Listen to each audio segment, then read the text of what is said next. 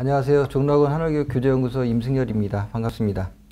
이번 시간에는 수능 체제와 킬러 문항들에 대한 설명을 드리도록 하고 이에 대한 대비 방법 및 콘텐츠 소개를 하도록 하겠습니다. 먼저 2022학년도 수능의 주요 특징을 좀 살펴보도록 하겠는데요. 총 4가지 특징이 좀 있습니다. 국어, 수학과 직업탐구의 영역 같은 경우는 공통과목과 선택과목 체제로 바뀌게 되는데요. 특히 국어와 수학 같은 경우는 공통과목에서 70%가 출제가 되고요. 선택과목에서는 30% 정도가 출제가 됩니다. 두 번째 특징으로는 계열 구분 없이 사탐과 가탐에서 계열 구분 없이 두 과목을 선택할 수 있게끔 되어 있습니다. 그래서 사탐에서 한 과목, 가탐에서 한 과목을 선택할 수가 있고요. 기존처럼 사탐에서 두 과목을 선택할 수가 있습니다. 또한 과탐에서도 두 과목을 선택할 수 있는 선택의 체제 폭이 좀 넓어졌습니다. 그리고 다음으로는 상대평가와 절대평가인데요. 기존의 국어, 수학, 탐구가 상대평가로 실시가 됐었는데 동일하게 상대평가로 실시가 되고요.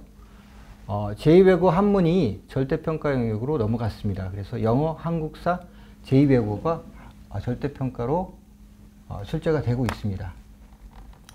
다음은 EBS 연계율인데요. 70%에서 50%로 연계율이 축소가 돼서 EBS 수능 특강이라든가 수능 완성이라는 교재에 그 영향력이 조금 완화가 될 것 같습니다. 다음은 2022학년도 수능 체제에 대해서 각 교시별로 설명을 좀 드리도록 하겠습니다. 수능은 아침 8시 40분부터 1교시가 시작이 되는데요. 5교시가 끝나는 5시 40분까지 총 9시간을 수능 시험을 치르게 됩니다. 이제 1교시를 살펴보면요. 국어 영역이 총 45문항이 80분에 걸쳐서 시험을 실시하게 되고 수학 같은 경우는 30문항으로 100분이 주어집니다. 그리고 점심 식사를 하고 난 3교시에는 영어가 실시가 되는데요. 영어는 45문항 70분이 실시가 됩니다. 영어 같은 경우는 17문항의 듣기평가 문제가 있고요. 4교시는 필수 과목인 한국사를 필두로 해서 사탐에서 과탐에서 각각 한 과목, 아까 말씀드린 대로 자기가 좋아하는 과목에서 두 과목을 선택할 수 있게 됩니다. 그리고 5교시는 마지막으로 제2외국어 한문을 실시하게 되는데요. 30문항이고요. 40분에 걸쳐서 시험을 치르게 됩니다. 물론 제2외국어 같은 경우는 선택을 안 하는 학생들이 있기 때문에 시험은 조금 일찍 끝나는 학생들도 있습니다.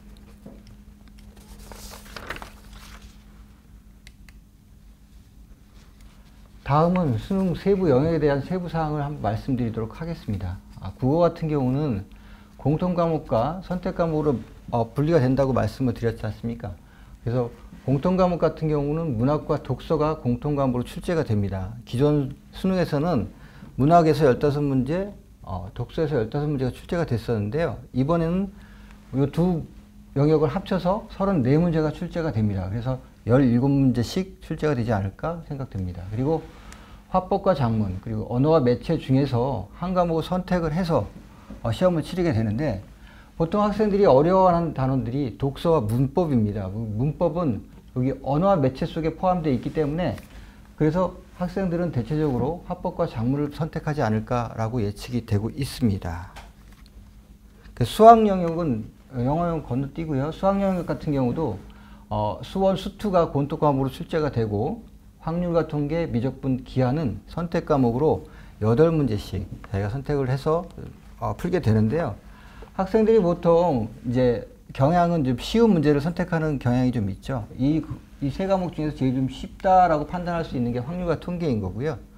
근데 이제 자연계 상위권 대학들이 지정한 것이 있습니다. 그래서 상위권 대학들은 미적분과 기하에서 반드시 택하게끔 자연계열 쪽 진학하는 학생들은 그렇게 했기 때문에 확률과 통계 그리고 미적분에서 선택이 좀 많을 것으로 예상이 됩니다. 다음 탐구 영역인데요.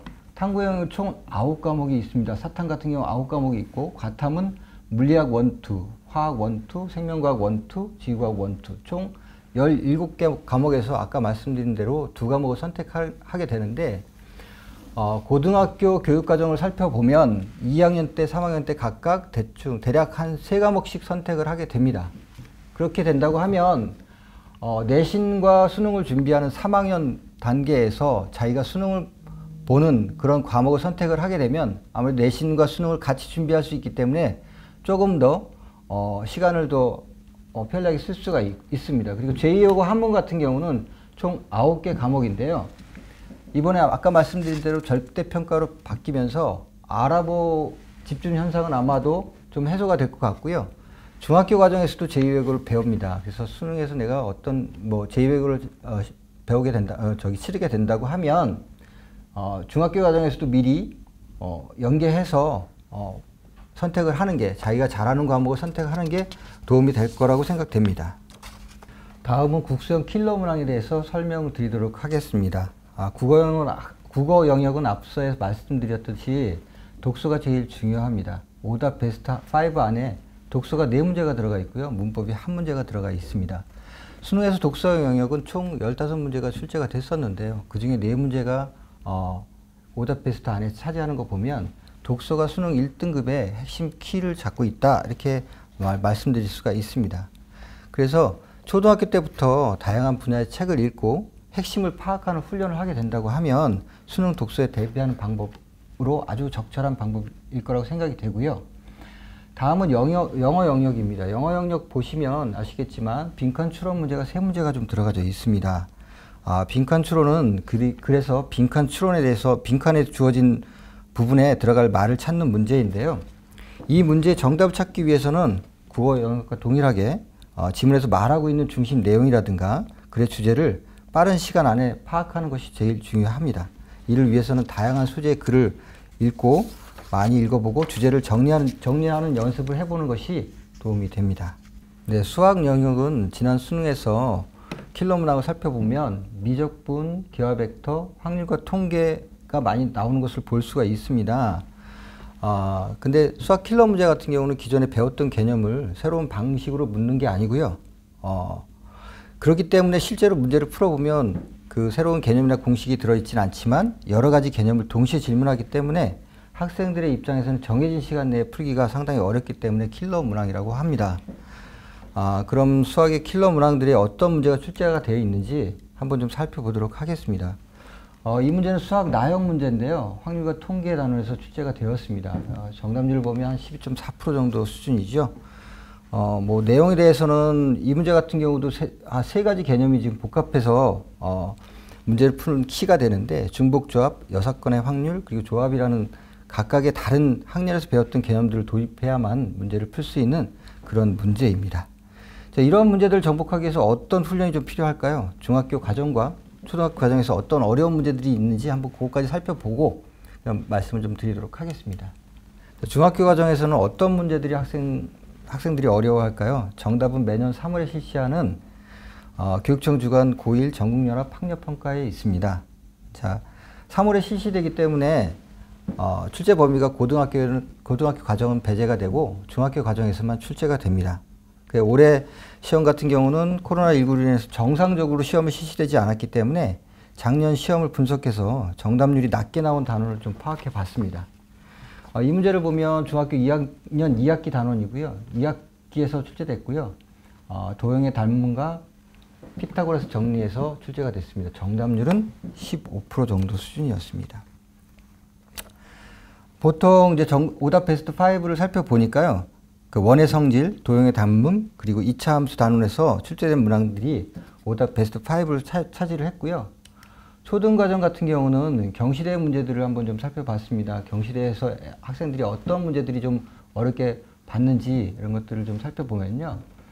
초 6학년 도형 문제들이 상당히 좀 어렵게 학생들은 경시대임에도 불구하고 0.6%의 정답률을 좀 보였고요. 또 자료와 가능성 문제, KMC 인증시험 30일의 문제도 정답률 5.1%. 이 부분 같은 경우는 앞서 얘기했던 수능 문제에서 확률과 통계하고 연결되는 그런 문제이고요. 도형 같은 경우도 기하라든가 수능 쪽에서 그런 부분과 연결되는 그런 문제입니다. 저희 회사에서는요, 이런 문제들을 대비하기 위해서 학생들에게 프리미엄 맥스라는 책을 출시를 하였습니다. 그 프리미엄 맥스는요, 경시대 문제들을 영역별로 분리를 했습니다. 수와 연산, 도형 측정, 규칙성과 자유와 가능성. 그리고 중등 1학년에서 3학년까지는 수와 연산, 문자식 함수, 그리고 기하, 확률과 통계 이렇게 구분을 해서 저희가 책을 출판을 했고요. 특징을 보면 문항의 난이도, 정답률별로 문제를 배치를 했습니다. 그래서 내 수준에 맞게 차근차근 학습을 할 수 있고요. 쉬운 문제라 하더라도 그 문제를 틀리지 않게, 계산 실수가 나지 않게 문제를 풀어보는 연습을 하고 난 다음에 고난이도 문제들을 접근하는 방식으로 저희가 준비를 했습니다. 그리고 또 아까 말씀드린 것처럼 수능에서의 그 여러 가지 개념들이 혼합되어 있는 이런 문제들이 그런 문제들은 사고력을 요하는 문제들이거든요. 그런 문제들 같은 경우는 이렇게 사고력 수학 문제를 초등학교 때부터 연습을 하게 되면 그런 문제들을 충분히 좀 대비를 할 수 있고요. 그래서 상위권을 도전하는 학생들은 이러한 책들을 저희가 추천을 드립니다. 그리고 다음에 예비평가 문제도 있습니다. 그래서 우리 아이 중학교 학생들이라고 하면 우리 아이 실력이 어느 정도 수준이 되는지 한번 테스트를 해보고자 하는 학생들 같은 경우는 저희가 그 원점수별로 각각의 등급을 추정을 해드립니다. 그래서 몇 점 정도를 맞으면 1등급이다, 2등급이다 추정을 할 수 있으니까 우리 아이가 이 정도 수준에서 수능을 몇 등급을 맞을 수 있겠구나.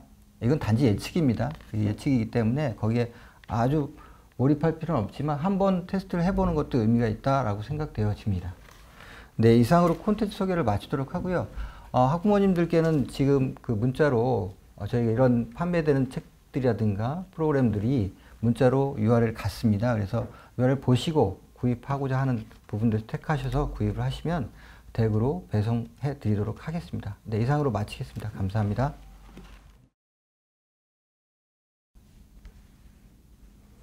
안녕하세요. 종로학원 하늘교육 교재연구소 최지영입니다. 저는 영재학급 영재교육원에서부터 과학고 영재학교까지 선발 방법과 출제 경향에 대해서 말씀드리도록 하겠습니다. 먼저 지금 보시는 화면은 지난 5월 27일 교육부에서 발표한 자료인데요. 여기서 중요한 것은 수학, 과학 분야의 영재를 조기 발굴 및 성장하기 위해서 시스템을 마련한다는 것입니다. 즉 초등학교, 중학교 영재학급 영재교육원에서부터 고등학교 및 대학 등으로의 교육과정 및 진로 진학 연계를 강화하겠다는 것인데요. 영재교육 대상자 수를 한번 알아보겠습니다. 지금 제가 보시는 화면은 학년별로 평균 인원수를 저희가 조사를 한 건데요. 아래 초등학교 단계에서 할 수 있는 교육청 영재교육원, 그다음에 영재학급, 그다음에 대학부설 영재교육원부터 시작해서 과고 영재학교 전국 자사고, 그다음에 특성화대학, 위치한 수의대 약학계열까지 이렇게 인원 분포를 볼 수가 있습니다. 그러면 아래에 있는 교육을 받은 학생들이 보통 최상위권으로 간다고 생각을 하시면 될 것 같고요. 다음 표를 한번 더 보겠습니다. 여기는 전체 초중고 전체 영재교육 대상자 수입니다. 약 10만 명이고요. 이 수는 전체 학생 수의 1.83%입니다. 약 2%에 해당하는 비율인데요. 이 비율은 저희가 수능 1등급 비율인 4%의 약 절반을 차지하는 비율이 됩니다. 그러면 최상위권 대학별 선발 인원도 한번 알아보겠습니다. 카이스트 같은 대학기술 특성화 대학 선발 인원과 의치한 수의대 그리고 2022학년도에 선발하는 약대 선발 인원까지 합해 보았는데요. 이 수치는 약 8,100명이었습니다.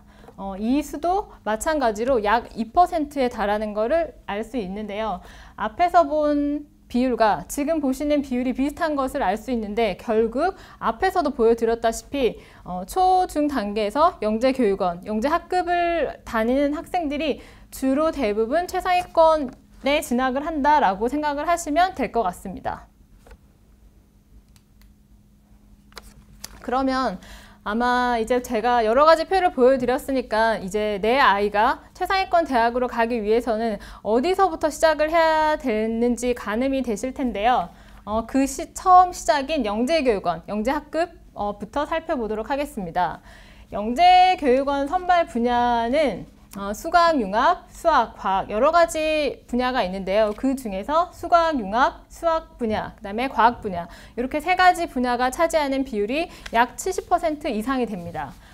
그리고 영재교육원 같은 경우에는 보통 주말을 이용해서 수업을 진행을 하고 프로젝트식으로 수업을 합니다. 그리고 영재교육원은 보통 비슷한 지적 호기심을 가진 학생들, 또래의 친구들이 같이 수업을 하기 때문에 오히려 더 내가 좋아하는 과목에 대한 흥미를 더 느끼게 되고 더 깊이 있는 연구를 할 수가 있습니다.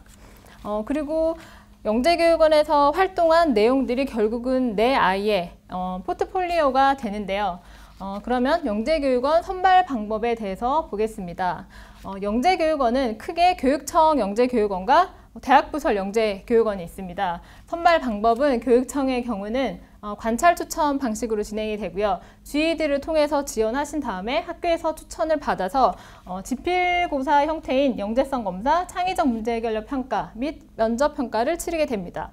그리고 대학부설 영재교육원은 대학별로 상이하기는 하나 대부분 서류평가, 심층 면접으로 선발을 하게 됩니다. 그러면 제가 아까 지필고사 형태라고 말씀을 드렸는데 영재성 검사, 창의적 문제 해결력 평가, 면접 평가, 그다음에 대학부설에서 치르는 심층 면접 어떤 식으로 문제가 나오는지 한번 보도록 하겠습니다. 지금 보시는 문항은 2020학년도 서울시 교육청 영재교육원 수학 문제였습니다. 마방진을 활용한 사고력 문항이라고 볼 수 있고요. 다음 또 보겠습니다. 길이가 20인 모양자를 이용해서 문제를 푸는 이런 내용으로 구성이 되어 있는데 지금 보시는 것과 같이 영재교육원에서 출제되는 수학 문항의 경우는 대부분 이렇게 사고력 문항으로 출제가 되고 있습니다. 이런 사고력 문항 유형 같은 경우에는 학생들이 내가 사고력 문항을 경험을 해본지 유무가 굉장히 중요하다고 할 수 있는데요. 어렸을 때부터 이런 사고력 유형을 많이 접해본 학생이 아마 이런 시험에서도 유리하리라고 생각이 됩니다. 과학 문항도 한번 보겠습니다. 과학 같은 경우에는 교과 심화를 기본으로 한 창의성 문항이 주로 출제가 되는데요. 문제 한번 보겠습니다. 초등학교 3학년에 출제된 문항이었고요. 다음은 4학년에서 출제된 문항이었습니다. 와카오터를 활용한 이런 문항들이 출제가 되었고 그 다음에 영화죠. 스파이더맨과 앤트맨을 활용한 창의성 문항이 출제되기도 하였습니다. 그리고 지금 제가 보여드리는 실험 설계에 관련한 문항들은 제가 앞으로 설명해 드릴 영재학교 2단계, 3단계에서 자주 출제되는 실험 설계 유형의 문항입니다. 이런 문항들이 초등학교 단계에서는 어떻게 출제가 되는지 보시라고 보여드립니다. 네, 그래서 영재교육원에 우리 학생과 학부모님이 관심이 있으시다면 좀 제가 아까 미리 접해보는 걸 추천을 드렸는데요. 영재교육원 선발고사 대비 파이널 교재입니다. 저희 교재고요. 이 교재의 내용을 화면으로 보여드리니까 이런 문제를 좀 연습을 하면 우리 아이가 나중에 도움이 되겠다 하시면 될 것 같습니다. 문제 보겠습니다. 이런 문제들이 수록이 되어 있고 영재교육원 출제되었던 문항입니다.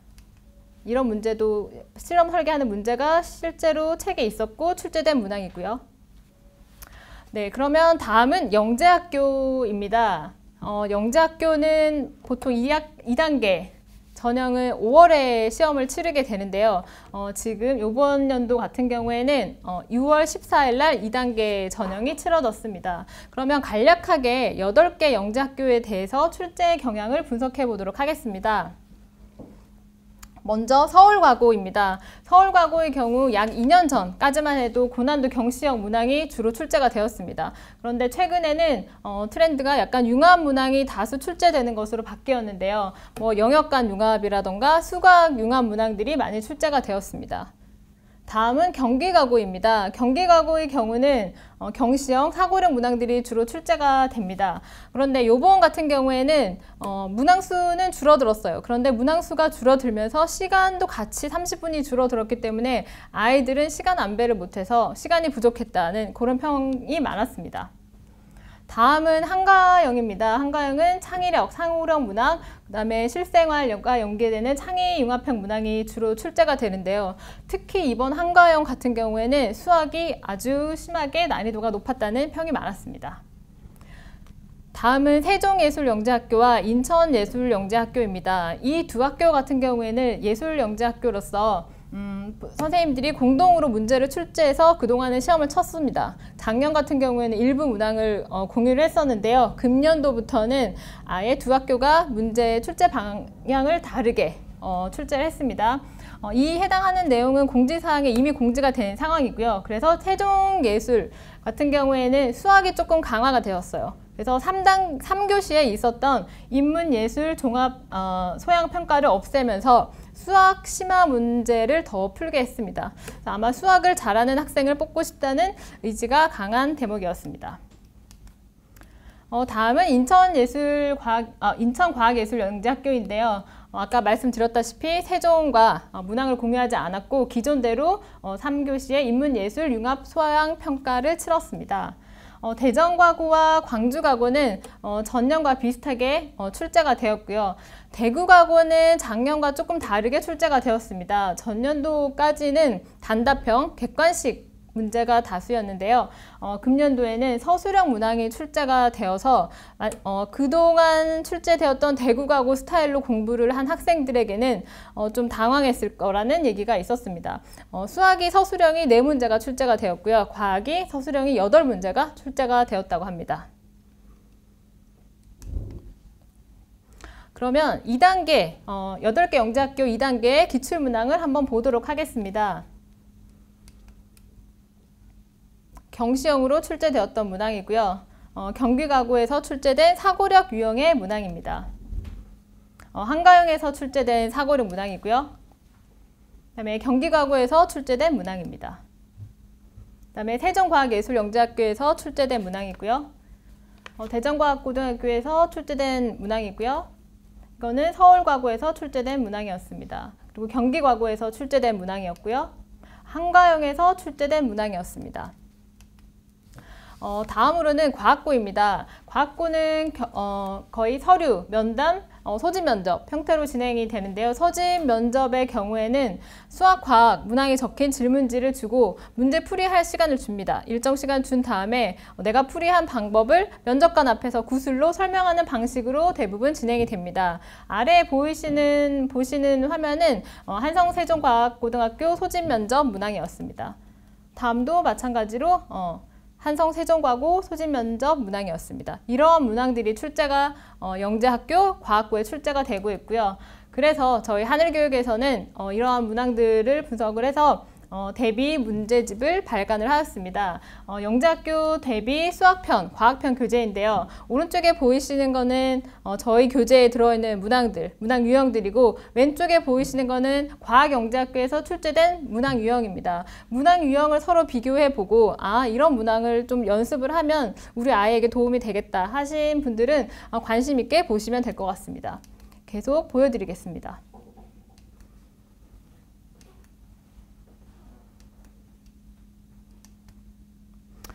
네, 그래서 저는 이제 지금까지 영재교육원에서부터 영재학교까지 출제 경향이라던가 이런 거에 대해서 알아봤는데요. 지금 설명의 신청자에 한해서 모바일로 URL 주소가 갔을 거예요. 이런 저희 혜택들을 다 살펴보시고 내가 해당하는 관심 있는 교재가 있으시면 신청을 하시면 좋으실 것 같습니다. 첫 번째는 아까 제가 말씀드렸던 영재교육원 선발고사 대비 파이널 교재. 이거는 사고력 문항으로 구성이 되어 있고 이런 것들을 활용하시면 좋을 것 같고 오른쪽에 보이시는 거는 영재교육원 실전 대비 문제집인 게이트 교재입니다. 이런 교재도 있고요.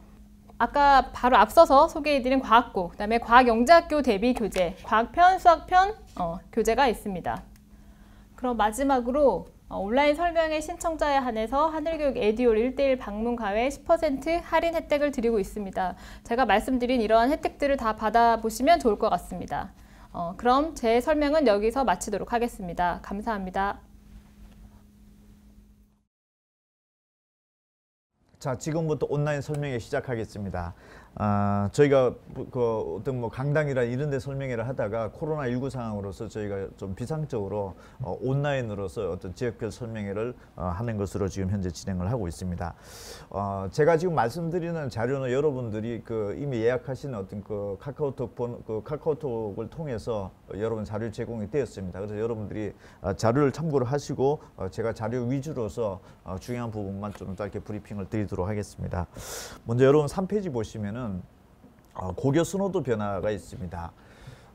이미 특목고 자사고가 금년도 기준 초등학교 5학년부터는 일괄적으로 일반고로 전환된다라고 이미 발표를 했었죠. 그 이후에 지금 현재 학부모님들의 어떤 학교 선호도가 좀 변화된 걸로 나타나고 있는데, 먼저 5페이지 보시면은 초등학교, 중학교 여러분들이 이번에 예약을 하시면서 저희가 조사를 들어갔습니다. 매년마다 저희가 실시하는 건데 전년도랑 금년도랑 좀 달라진 양상이 있다라면은 일반고로 전환 발표 이후에 자사고라든지 뭐 외고라든지 이런 부분들의 선호도는 좀 떨어진 데 반해서 초등학생이 됐든 중학생이 됐든 대체적으로 과학고등학교의 선호도가 현재 초등학생들은 19.4% 전년도 선호도에 있다가 금년도 25.3%까지 지금 급격하게 올라가고 있고, 중학생 같은 경우에도 13.5%에서 17.6%로 전반적으로 과학고등학교에 대한 선호 양상이 크게 높아지고 있다, 이렇게 지금 볼 수 있습니다.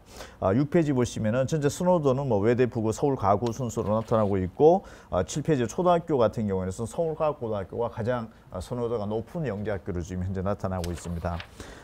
그 다음에 8페이지에 보시면은 중학생들은 외대, 부고, 하나고, 상상고등학교 순서로 중학생들 같은 경우에는 지금 현재 전국 단위로 대체로 선발하고 있는 자사고에 대한 선호도가 굉장히 높게 나타나고 있다, 이렇게 확인되고 있습니다.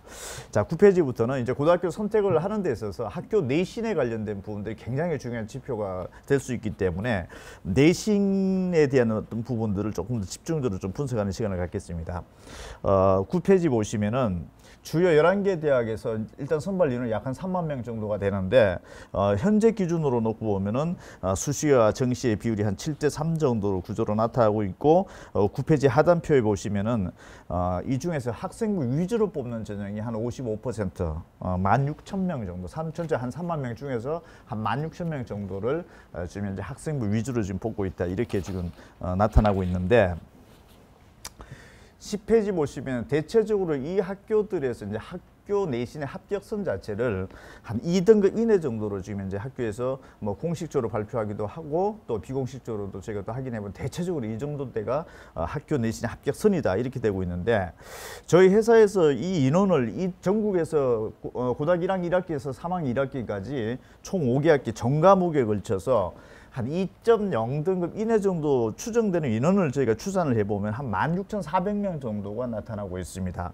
뭐 일반고, 지역 자사고, 외고, 전국 자사고 이 순서대로 대체적으로 이제 추정은 이루어지는데, 압도적으로 일반고 고등학교가 사실은 2등급 이내 인원이 뭐 학교 자체가 많으니까 뭐 그런 결과가 나타나고 있는데, 반대로 지역 자사고나 외고나 뭐 전국 단위 자사고 같은 게 거의 2등급 이내에 들어온 인원 자체는 사실 전국적으로 놓고 본다 하더라도 몇십 명밖에 안 되는, 아주 거의 없다, 이 정도 이제 상황으로 저희가 추정이 되고 있고, 또 10페이지에 보시면은 주요 이제 11개 대학 정도에서 학교 내신 합격선 자체를 한 2등급 이내 정도를 지금 공식적으로 발표 또는 비공식적으로 저희가 지금 확인이 되고 있는데, 고등학교 1학년 1학기에서 3학년 1학기까지 총 5개 학기 동안에 2등급 이내 정도 학교 내신에 분포되는 학생들은 한 16,000명 정도로 저희가 추산이 되고 있습니다. 일반고가 거의 압도적으로 거의 한 97% 학생들은 일반고 출신들이고, 나머지 특목고 자사고 학생들은 사실상 학교 내신이 2등급 이내 들어오는 학생들은 거의 없다. 그만큼 경쟁 구조도 세기 때문에 그 학생들이 어떤 그 학교 내신 따기 그만큼 어렵다는 얘기죠. 그러니까 다시 얘기하면은 전국에서 2등급 이내 정도, 주요 한 10개 대학 정도 갈 수 있는 학생들의 한 97% 정도는 일반고 학생들이 차지를 하고 있고, 학교 내신 상황으로 봤을 때는 나머지 특목고나 자사고라든지 이런 학교 학생들은 사실상 거의 없을 정도로 지금 추정이 되고 있다, 이런 상황이고, 그 다음에 또 내신은 2등급 안에 들어오는 학생들 중에서 수능 성적을 한번 살펴보면 전국에 한 16,000명 정도가 2등급 안에 들어오는데, 이 16,000명 중에서 수능 점수 자력으로, 수능 점수로 이 대학의 정시 지원이 또 합격할 가능성이 있는 학생들은 한 5,600명 정도로 추정이 되는 걸로 된다라고 하면은, 사실 16,000명의 2등급 이내 들어온 학생들 중에서 수능 성적으로 자력으로 갈 수 있는 학생들은 한 34% 정도, 나머지 거의 한 70% 정도 학생들은 사실 학교 내신만 따놓았지 수능 성적으로 저 대학을 갈 수 있을 정도의 수준대 학생들은 한 30%밖에 안 된다 이렇게 볼 수 있고 일반고로 또 따져보면은 한 33.0% 정도가 나타나고 있는 걸로 이게 그러니까 내신은 돼 있는데 수능까지 동시에 충족된 학생들은 이 정도 나타나는 걸 지금 확인이 되고 있고 학교 내신은 2등급 안에 못 들어왔지만 벗어나죠. 사실 3, 4, 5등급이지만은 수능 성적으로 놓고 봤을 때는 이 대학에 지원이 가능할 수 있는 것으로 추정되는 인원들은 한 6,800명 정도로 또 추산이 되고 있습니다.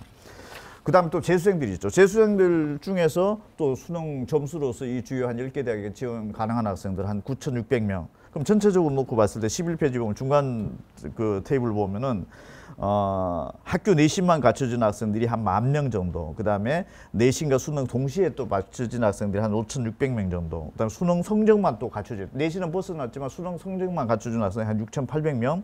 재수생들이 한 9,600명 정도 본다라고 하면은 학교 내신은 사실은 좀 제껴놓고 수능 성적 자력으로서 이 주요 한 10개 대학을 갈 수 있는 학생들 한 22,000명 정도 추정이 되는 거죠. 나머지 한 10,000명대 학생들은 사실 학교 내신만 갖춰놓았던 학생들이다 이렇게 볼 수가 있는데 여기 11페이지 중간표에 보시면은 그 외고나 국제고 같은 경우에 내신 또는 내신과 수능을 동시에 충족된 학생들은 거의 없죠. 거의 없는데 오른쪽에 가보시면은 서울대학교 합격생으로 놓고 보면은 학교 내신 갖춰놓은 학생들은 거의 없는데 이 외고나 국제고 출신 중에서 서울대학교를 갔던 학생들의 거의 한 7, 80%는 또 수시로 지원했다는 얘기가 되는 거죠. 수시에 합격을 했다. 그렇다면은 학교 내신 성적은 2등급대 자체가 안 나오는데 서울대 합격생 숫자를 놓고 보면 거의 한 7, 80%대 학생들은 또 수시로 갔다라고 하는 걸로 놓고 봤을 때 학교 내신만 사실은 따놨다고 해가지고서 결코 어떤 이런 대학들이 또 보장이 될 수 있는 이런 구조는 또 아니다라는 얘기가 되는 거고 또 반대로 학교 내신이 설사 국에 들어온 학생들 거의 없음에도 불구하고 최상위권 대학은 오히려 수시에 합격한 학생이 이만큼 더 많다는 얘기 자체는 어떤 그 내신과 어떤 주요 대학의 입시의 어떤 상관관계가 바로 어떻게 보면 1대1로 바로 매칭이 되고 있다 이렇게는 볼 수 없다라는 대목이 확인될 수 있고 자 12페이지에 보시면은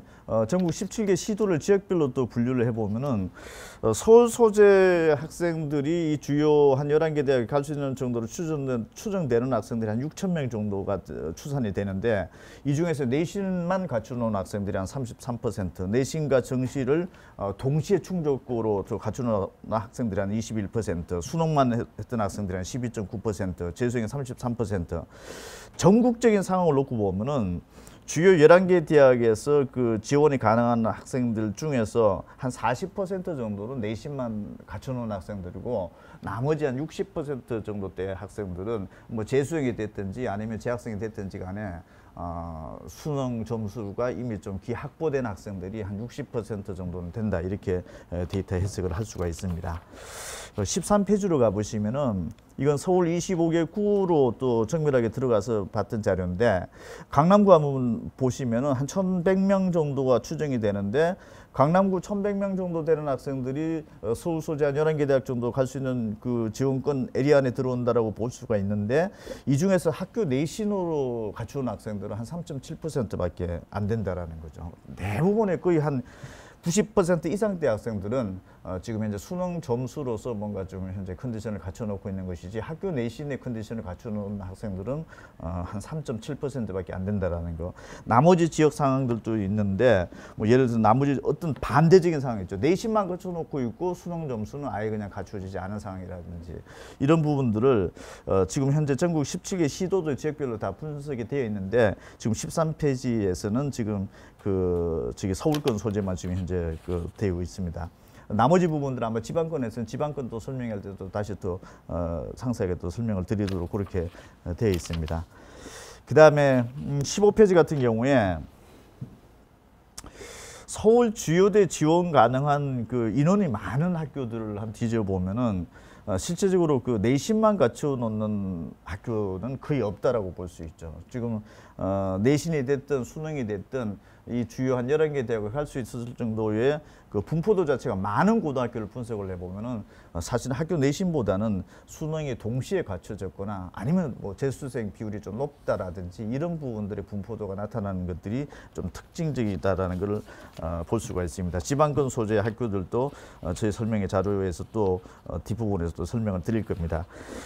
16페이지에 보시면은 자 그러면은 수시에서 이제 학교 내신은 어느 정도 갖춰졌다라는 가정하에 그 수시에서도 수능 최저를 보는 대학이 있고 안 보는 대학들이 있는데 주요 여기 11개 대학 정도를 보면은 수시에서 수능 최저를 미반영하는 대학이 거의 한 80% 정도가 됩니다. 이 학생부 종합전형에서는. 그러니까 주요 한 11개 대학에서는 학생부 종합전형에서는 수능 최저를 아예 사실상 안 본다라는 거. 그러면은 학생부 교과 성적이 중요해진다는 얘기가 되는 거고 지금까지 분포도를 놓고 봤을 때 학교 내신 성적은 되는데 수능 성적이 안 되는 학교라든지 이런 지역들이 굉장히 많이 있죠. 그렇다면은 비교과 영역 자체도 학생부 교과 성적 못지않게끔 비교과 자체가 교과와 관련된 부분들에 대해서 뭔가 경쟁력을 갖추어 나왔느냐 그렇지 않느냐에 따라서 굉장히 영향력이 좀 달라질 수도 있다 이렇게 해석이 될 수가 있고 대신에 또 학생부 교과 학교 내신 위주로 뽑는 전형에서는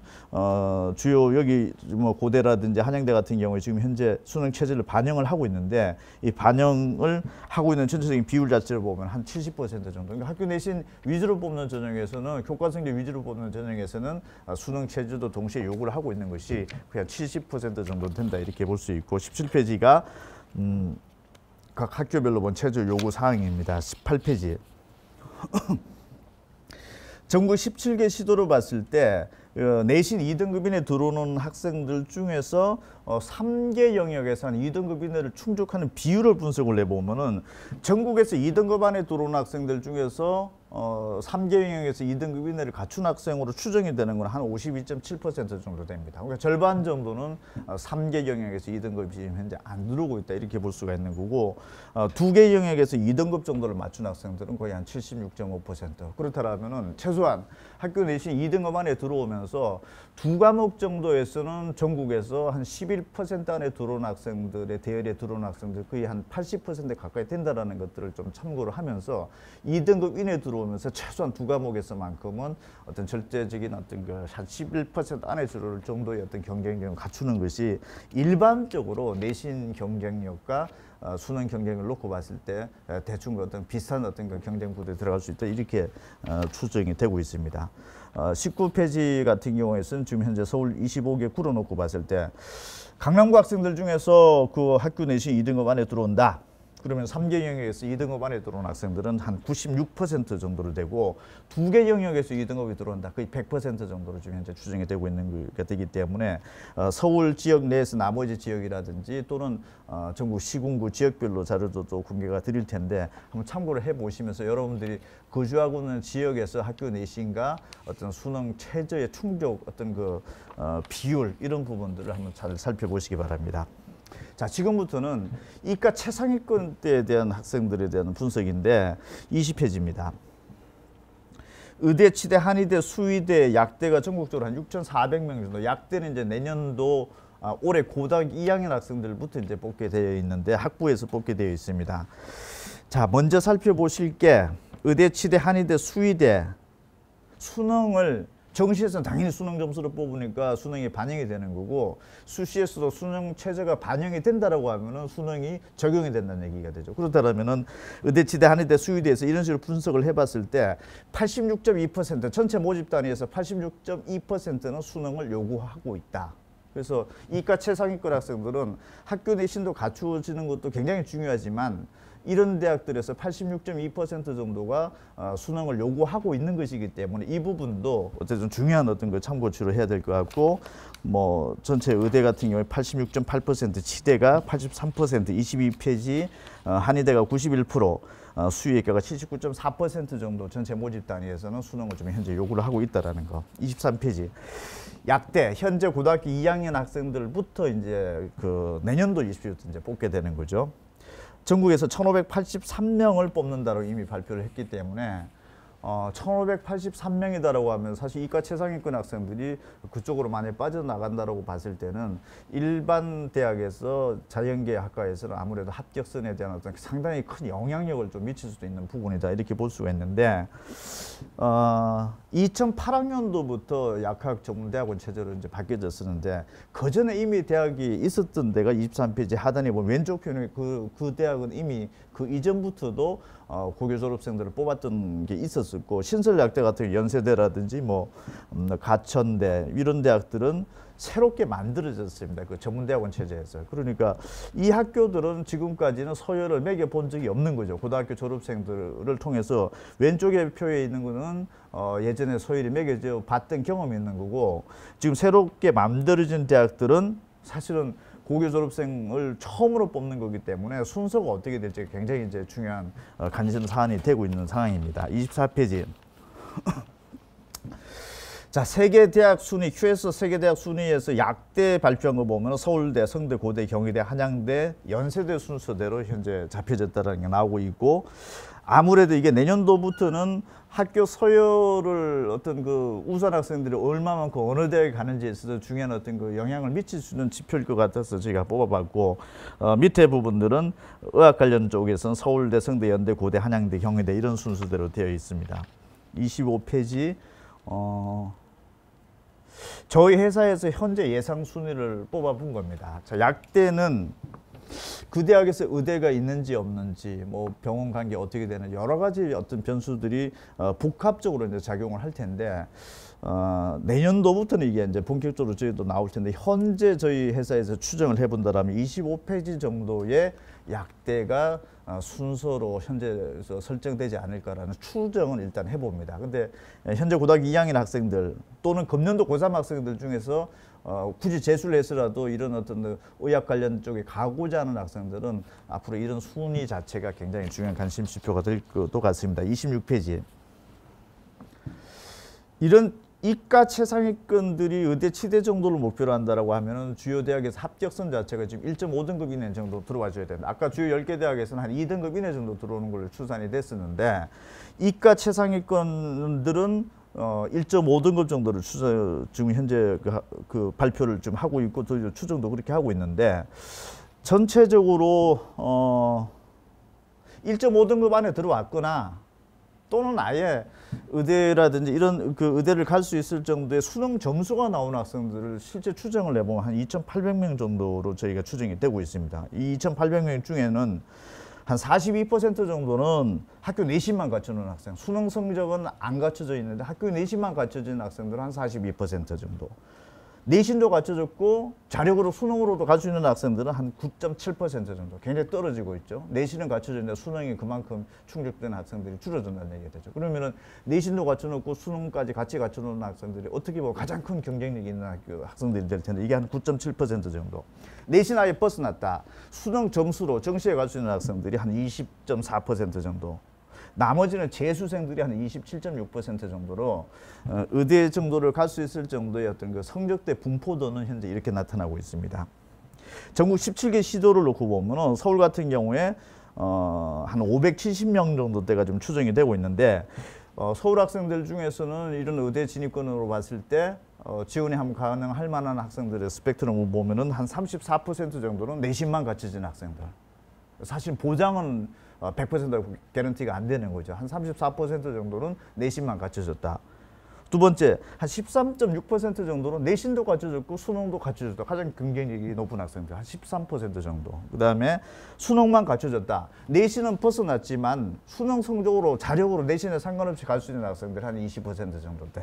그리고 재수생들이 한 31.6% 정도 돼. 그렇다면은 서울 시내 소재하고 있는 학생들 중에서 의대 정도 지원할 수 있는 그 스펙트럼 안에 들어오는 학생들의 한 70% 정도는 자력으로서 정시로서도 갈 수 있는 어떤 그 에리어권에 설정이 되어 있다. 이렇게 특징을 볼 수 있고 전국 17개 시도도 한번 좀 참고를 좀 해 보셔야 될 것 같습니다. 다시 얘기하면은 내신은 갖춰졌는데 수능이 안 갖춰졌다라고 하면은 이미 경쟁력에서 상당히 이탈하게 돼 있다는 거죠. 왜냐하면은 주요 의대라든지 이런 데서는 수능을 지금 요구하고 있는 전형이 거의 90% 가까이 정도대가 되고 있기 때문에 내신만 갖춰 가지고서는 이런 부분들을 또 진입하는 데서는 굉장히 어려울 수도 있다. 이렇게 지금 풀이를 할 수 있고요. 27페이지는 지금 현재 그 강남구를 한번 놓고 보면은 강남구 학생들 중에서 내신이 됐든 수능이 됐든 어쨌든 의대 정도를 지원할 수 있는 스펙트럼 안에 들어온 학생들을 분류를 해보면은 내신만 갖춰진 학생들은 어떻게 보면 없다라고도 볼 수 있습니다. 이 정도 1.5등급 이내 정도 되는 극상층의 학생들이 현재 분포 자체가 지금 없다라는 얘기죠. 그만큼 내신 경쟁이 치열하다. 일반 고등학교 안에서도. 그렇다면 어떤 부분들이 충족이 되어져 있느냐. 내신과 수능을 동시에 충족된 학생들이 7.6%. 내신 아예 1.5등급을 벗어난 학생들 중에서 자력으로 정시로 지원 가능권 안에 들어온 학생들이 한 절반 정도인 47.3% 정도. 나머지 학생들은 한 44.3% 정도가 재수생 이런 쪽으로 좀 현재 분류가 되어 있기 때문에 강남권 정도 살고 있는 학생들 중에서 의대 정도를 목표로 한다라고 하면 사실은 내신을 가지고서 어떤 그 경쟁력을 갖추고 있는 것은 현재 분포도의 통계적으로 봤을 때는 굉장히 희박하다 이렇게 해석이 될 수 있는 부분들이고 또 반대적으로 강남구 안에 나머지 어떤 지역에서는 반대 현상들이 돼 있는 거죠. 학교 내신은 충분히 갖춰져 있는데 수능 자체가 사실상은 어떤 때 보면은 거의 뭐 전혀 갖춰지지 않는 구들도 상당수가 나타나게 되어 있고 내신은 갖춰져 있는데 수능 점수가 안 갖춰져 있다라고 하면 이미 수능을 요구하는 전형이 자체가 지금 80% 넘기 때문에 이미 합격권에서는 한 80% 정도는 이미 이탈을 해 있다 이렇게 볼 수 있는 대목들인 거죠. 그 28페이지 보면은 의대 정도 내신이 됐든 수능이 됐든 어떤 의대 정도를 지원한 가능권 안에 내신으로 한 1.5등급 이내 수능 점수로 보면은 정시에 지원이 가능한 학교 숫자가 좀 많이 나온 학생 비율로 놓고 보면은 주요 상위권 고등학교들에서는 보면은 내신만 갖춰놓은 학생들은 거의 없다 이렇게 또 보는 통계입니다. 그 29페이지 자 내신은 1.5등급 안에 들어오는데 의대에서는 수능 최저학력 기준을 지금 현재 요구를 하고 있는데 대체적으로 4개 등급하면 한 5 정도를 맞춰야 될 수 있는 어떤 수능 최저 등급을 적용을 시켜보면은 서울 학생들 중에서 내신은 1.5등급 안에 들어온다. 수시에서 수능 최저를 갖춘 학생들은 27.7%밖에 안 된다라는 거. 내신은 갖춰져 있는데 나머지 한 70% 정도는 수능 때문에 아예 원서 자체가 낸다 하더라도 합격의 가능성이 굉장히 희박할 수 있다 이렇게 볼 수 있고 전국적으로 놓고 봤을 때 내신 1.5등급 안에 들어오면서 수능 최저를 갖춘 학생들은 18.1%.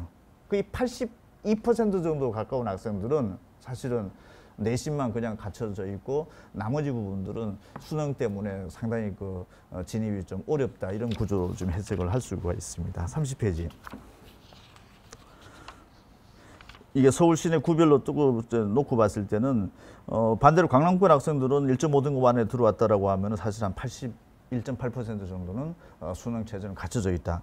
그렇지 않은 동네들 보면 아예 0%대까지 나타나기도 하고 있는데 어쨌든 내신과 어떤 수능의 어떤 밸런스 자체가 굉장히 극단적으로 지금 현재 분포되어 있는 것이 내신 최상위권 1.5등급 이내이면서 의대 정도에서 수능 최저를 요구하는 것들을 한번 상관관계를 분석을 해보면 거의 극단적인 수치가 지금 현재 나타나고 있기 때문에 이런 어떤 대학을 목표로 하는 학생들은 고등학교 선택을 하는 데 있어서 굉장히 참고치를 해봐야 될 테고 고교 진학 이후에도 어떤 학습 플랜을 짜야 될지는 굉장히 중요한 지표가 될 수도 있습니다.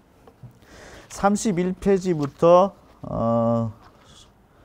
쭉 42페이지까지는 뭐 경찰대라는 사관학교 그 다음에 서울대 고교 유형별, 지역별 약 10년 전의 상황과 지금 현재 상황을 지역별로 잘 분석해 놓은 데이터가 있습니다. 참고로 한번 해보시기 바랍니다. 43페이지는 금년도 고등학교 2학년부터는 또 수능 체제가 또 바뀌어지는 부분들이 있고 정시학대가 처음으로 적용이 되는 거죠. 정시학대가 학대가 된다라고 하면 수능이 또 그만큼 비중이 높아진다는 얘기가 되는 거고 현재 고등학교 1학년 때부터는 정시학대가 현 고2보다 더 학대되는 쪽으로 지금 현재 발표가 되어져 있고 뭐 그런 상황이 지금 현재 되어 있습니다. 그러니까 여러분들이 고등학교 선택하는 데 있어서도 수능의 비중은 점점 더 높아지고 있는 추세는 현재 가고 있다. 이게 만약에 절대평가로 간다 하더라도 사실은 수능의 비중은 높다라고 봐야 되는 거죠. 그러니까 어쨌든 앞으로 상황은 지금 학교는 어떤 내신 정도만 이렇게 충족시켜 가지고서는 과거보다는 조금 더 주요 대학에 진학하기 하기에는 조금 더 어려워질 수도 있다. 이런 부분들을 예상이 되고 있습니다. 44페이지는 저희도 이 설명회 때 좀 많은 자료를 좀 공개를 하는데 초등학교 시험이 없죠. 중학교 때는 이제 절대평가죠. 그러니까 사실은 초등학교, 중학교 9개 학년 동안에 사실상 상대평가인 거는 없는 상황이 되긴 한데 중학교 때 주요 과목 국어, 영어, 수학에서 90점 넘는 학생들은 거의 한 30% 가까이 되는 거고 고등학교 때는 이게 한 10%대로 나타나고 있고 실제 수능 때는 90점 넘는 학생들이 10%도 안 나타나는 단단히 때까지 나타나는 구조이다 보니까 점점 갈수록 과목 자체는 어렵게 출제되고 있다는 얘기가 되는 거죠. 중학교 때는 30%, 고등학교 때는 10%대, 실제 수능에서는 10%도 안 되는 정도의 어떤 그 점수 분포가 나타나고 있다는 거는 지금 현재 초등학교, 중학교 단계에서도 미리 좀 알고 있을 필요는 굉장히 높다고 봐야 되고 지금 현재 코로나 상황에서 학교가 지금 정상적으로 지금 운영이 되고 있지 않은 상황도 한번 눈여겨볼 필요가 있는데 44페이지 밑에 표에 보시면은 이번에 6월 그 모의고사를 봤죠. 평가원에서 모의평가를 봤는데 저희가 분석을 해봤더니 올해 6월 달이 90점이 넘으면 1등급인데 작년 수능에서 90점이 넘는 애들 한 7%가 나타났는데 금년 6월 달 모의고사에서는 90점 넘는 애 한 8%대, 한 1%대가 높아졌죠. 그러면은 조금 쉽게 출제되었다 이렇게 해도 이제 일단은 해석이 되는데 대신에 2등급, 3등급 80점대하고 70점대 자체는 작년 수능에 비해서 그전에 수능에 비해서 좀 낮아지고 있는 거죠. 이 얘기 자체는 어쨌든 지금 현재 코로나 상황인데 고등학교 3학년 학생들의 성적 분포대를 놓고 보면 90점 넘는 학생들은 좀 더 잘하고 있고 나머지 그렇지 못한 한 80점이나 70점대 학생 성적이 떨어지고 있고 또 50점도 안 되는 학생들은 더 늘어나고 있다라고 하면은 성적에 대한 격차가 좀 커져가고 있다. 일단은 이렇게 해석이 될 수 있는 부분들인데 이게 그대로 초등학교, 중학교 상황에서도 공부를 잘하는 학생들은 더 잘해질 가능성도 있고 지금 그렇지 못한 학생들은 조금 더 격차가 좀 벌어질 수도 있다. 이렇게 좀 해석이 되고 있기 때문에 금년 고3의 상황을 놓고 보면 이러니까 초등학교, 중학교 단계에서도 지금 현재 비정상적으로 운영되는 어떤 그 교육 과정상에서 혹시나 모르는 어떤 그 학력 저하 현상이 발생하지 않도록 한번 관리를 좀 해보는 것, 어떤 관심을 가져보는 것도 어떨까라는 생각에서 한번 자료를 한번 보여드렸고 45페이지 같은 경우도 보면은 올해 6월달 성적 보면은 재수생들은 사실은 재수를 하고 나서 그 전에 비해서는 한 1등급 정도가 올라가는 건 통계적으로 저희 회사에서는 추정이 되고 있고 그 다음에 올해 고3들이 그 전국에서 한 4% 안에도는 1등급 학생들은 뭐 학교랑 이렇게 확인을 해본 바에 의하면은 최상위권 학생들은 좀 더 잘하고 있고 그렇지 못한 학생들은 좀 성적이 좀 떨어지고 있는 어떤 그 성적에 대한 양극화라는 격차가 좀 벌어지고 있다 이렇게 좀 확인이 되고 있습니다. 47페이지. 수능이 쉽게 출제되면은 어디가 유리할 것인가가 요즘 약간 그 얘기가 되고 있는데 47페이지 표에 보면 표준 점수 최고점이 좀 높게 상대적으로 그 전후에 비해서 높게 나타나면 어렵게 출제됐다는 얘기가 되고 표준 최고점이 낮게 나타나면은 상대적으로 쉽게 출제됐다는 걸 의미가 하는 건데 여기서 1등급, 2등급은 재수생들의 비율을 나타내는 숫자가 지금 여기 47페이지 나가 있는데 사실은 쉽게 출제되면은 오히려 재수생들한테 유리했을 수도 있고 반대일 수도 있고 그래서 이게 난이도를 어떻게 뭐 조절을 하면서 쉽게 어렵게에 따라서 어느 특정 집단에게 유불리가 있다라고 좀 단정하기는 좀 어렵다라는 얘기인데 48페이지를 잠깐 눈여겨보면은 영어 같은 경우가 각 구별로 놓고 보면은 쉽게 출제가 되었다. 1등급 비율이 90점 넘는 비율이 많으면 많을수록 쉽다라고 일단 단순하게 가정을 해봤을 때 쉽게 출제될수록 공부를 잘하는 지역과 공부를 못하는 지역의 격차는 더 커진다라는 게 나타나고 있는 거죠. 다시 얘기하면은 쉽게 출제됨으로 인해 가지고서 아주 공부 좀 못했던 학생들이 더 월등하게 올라가는 것보다는 공부를 평상시에 잘했던 지역에서 이런 더 높게 나타난다는 얘기 자체는 평상시에 좀 어렵게 공부하는 학생들일수록 쉽게 출제했을 경우에 점수 분포는 좀 더 높게 나타난다는 얘기가 되는 거죠. 고교 현장에서 이런 현상들이 나타나고 있기 때문에 초중 단계에서의 어떤 적절한 학습 난이도를 어느 정도 조절할 것인가, 이런 부분들도 한번 참고치를 봐야 될 것 같고, 49페이지 보시면은 지금 현재 국어하고 수학은 상대평가입니다. 뭐 4%, 11% 안에 들어오면 1등급, 2등급 구조가 되어 있는데, 영어만큼은 지금 현재 절대평가죠. 90점이 넘어 1등급, 80점이 넘어 2등급 이렇게 되어 있는데, 49페이지 좌측에 보면 영어가 만약 1등급을 맞은 학생이다. 그럼 국어하고 수학 같은 경우에 거의 절반 이상, 거의 한 50% 이상은 2등급 이내가 현재 나타나는 걸로 되어 있습니다. 문과 같은 경우에. 반대로 문과는 탐구에서, 사회탐구에서 2과목을 선택을 하게 되어 있는데, 주요 대학들은 사실 2과목을 다 본다라고 보시면 됩니다.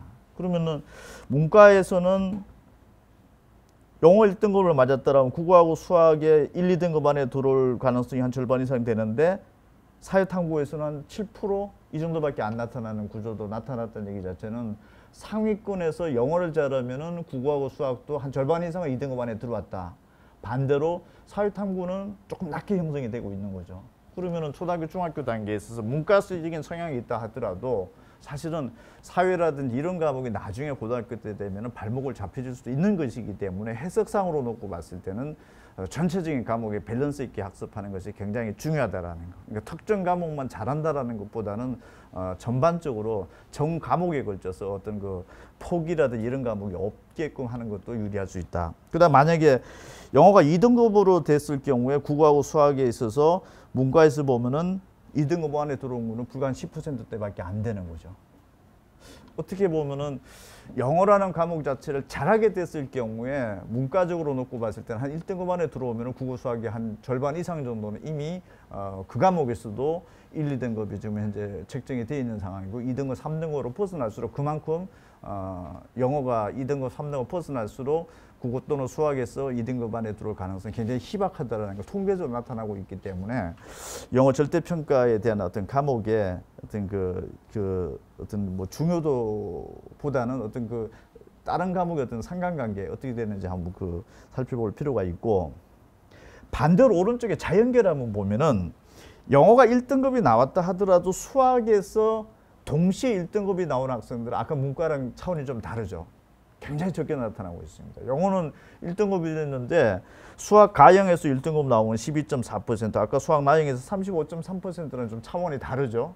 그러니까 이과 성향의 학생들만큼은 영어가 어느 정도 됐다 하더라도 수학이 바로 직결되고 있다, 이렇게 볼 수 없는 중요한 대목이기도 한 것 같고, 그다음에 과학 탐구 과목도 더 수학보다 오히려 좀 더 떨어지는 현상도 좀 벌어지고 있는 거죠. 그러면은 이과 상위권 학생들은 영어가 됐다 하더라도 문제가 될 수 있는 과목은 수학 부분에 문제가 될 수도 있고, 특히 탐구는 수학보다 더 심각한 경우일 수도 생길 수 있다는 거죠. 그러니까 초등학교, 중학교 단계에서 일단은 수학 과목도 중요하다는 것도 있지만은 과학 과목에 있어서도 이 부분들이 뭐 지금 흥미를 좀 잃어버린다라든지 이런 데서 좀 주요 과목이 아닌 것으로 생각을 했을 때는 이과 최상위권으로 가는 것은 상당히 좀 멀어질 수도 있다. 이런 부분들을 그 숫자로 확인할 수 있습니다.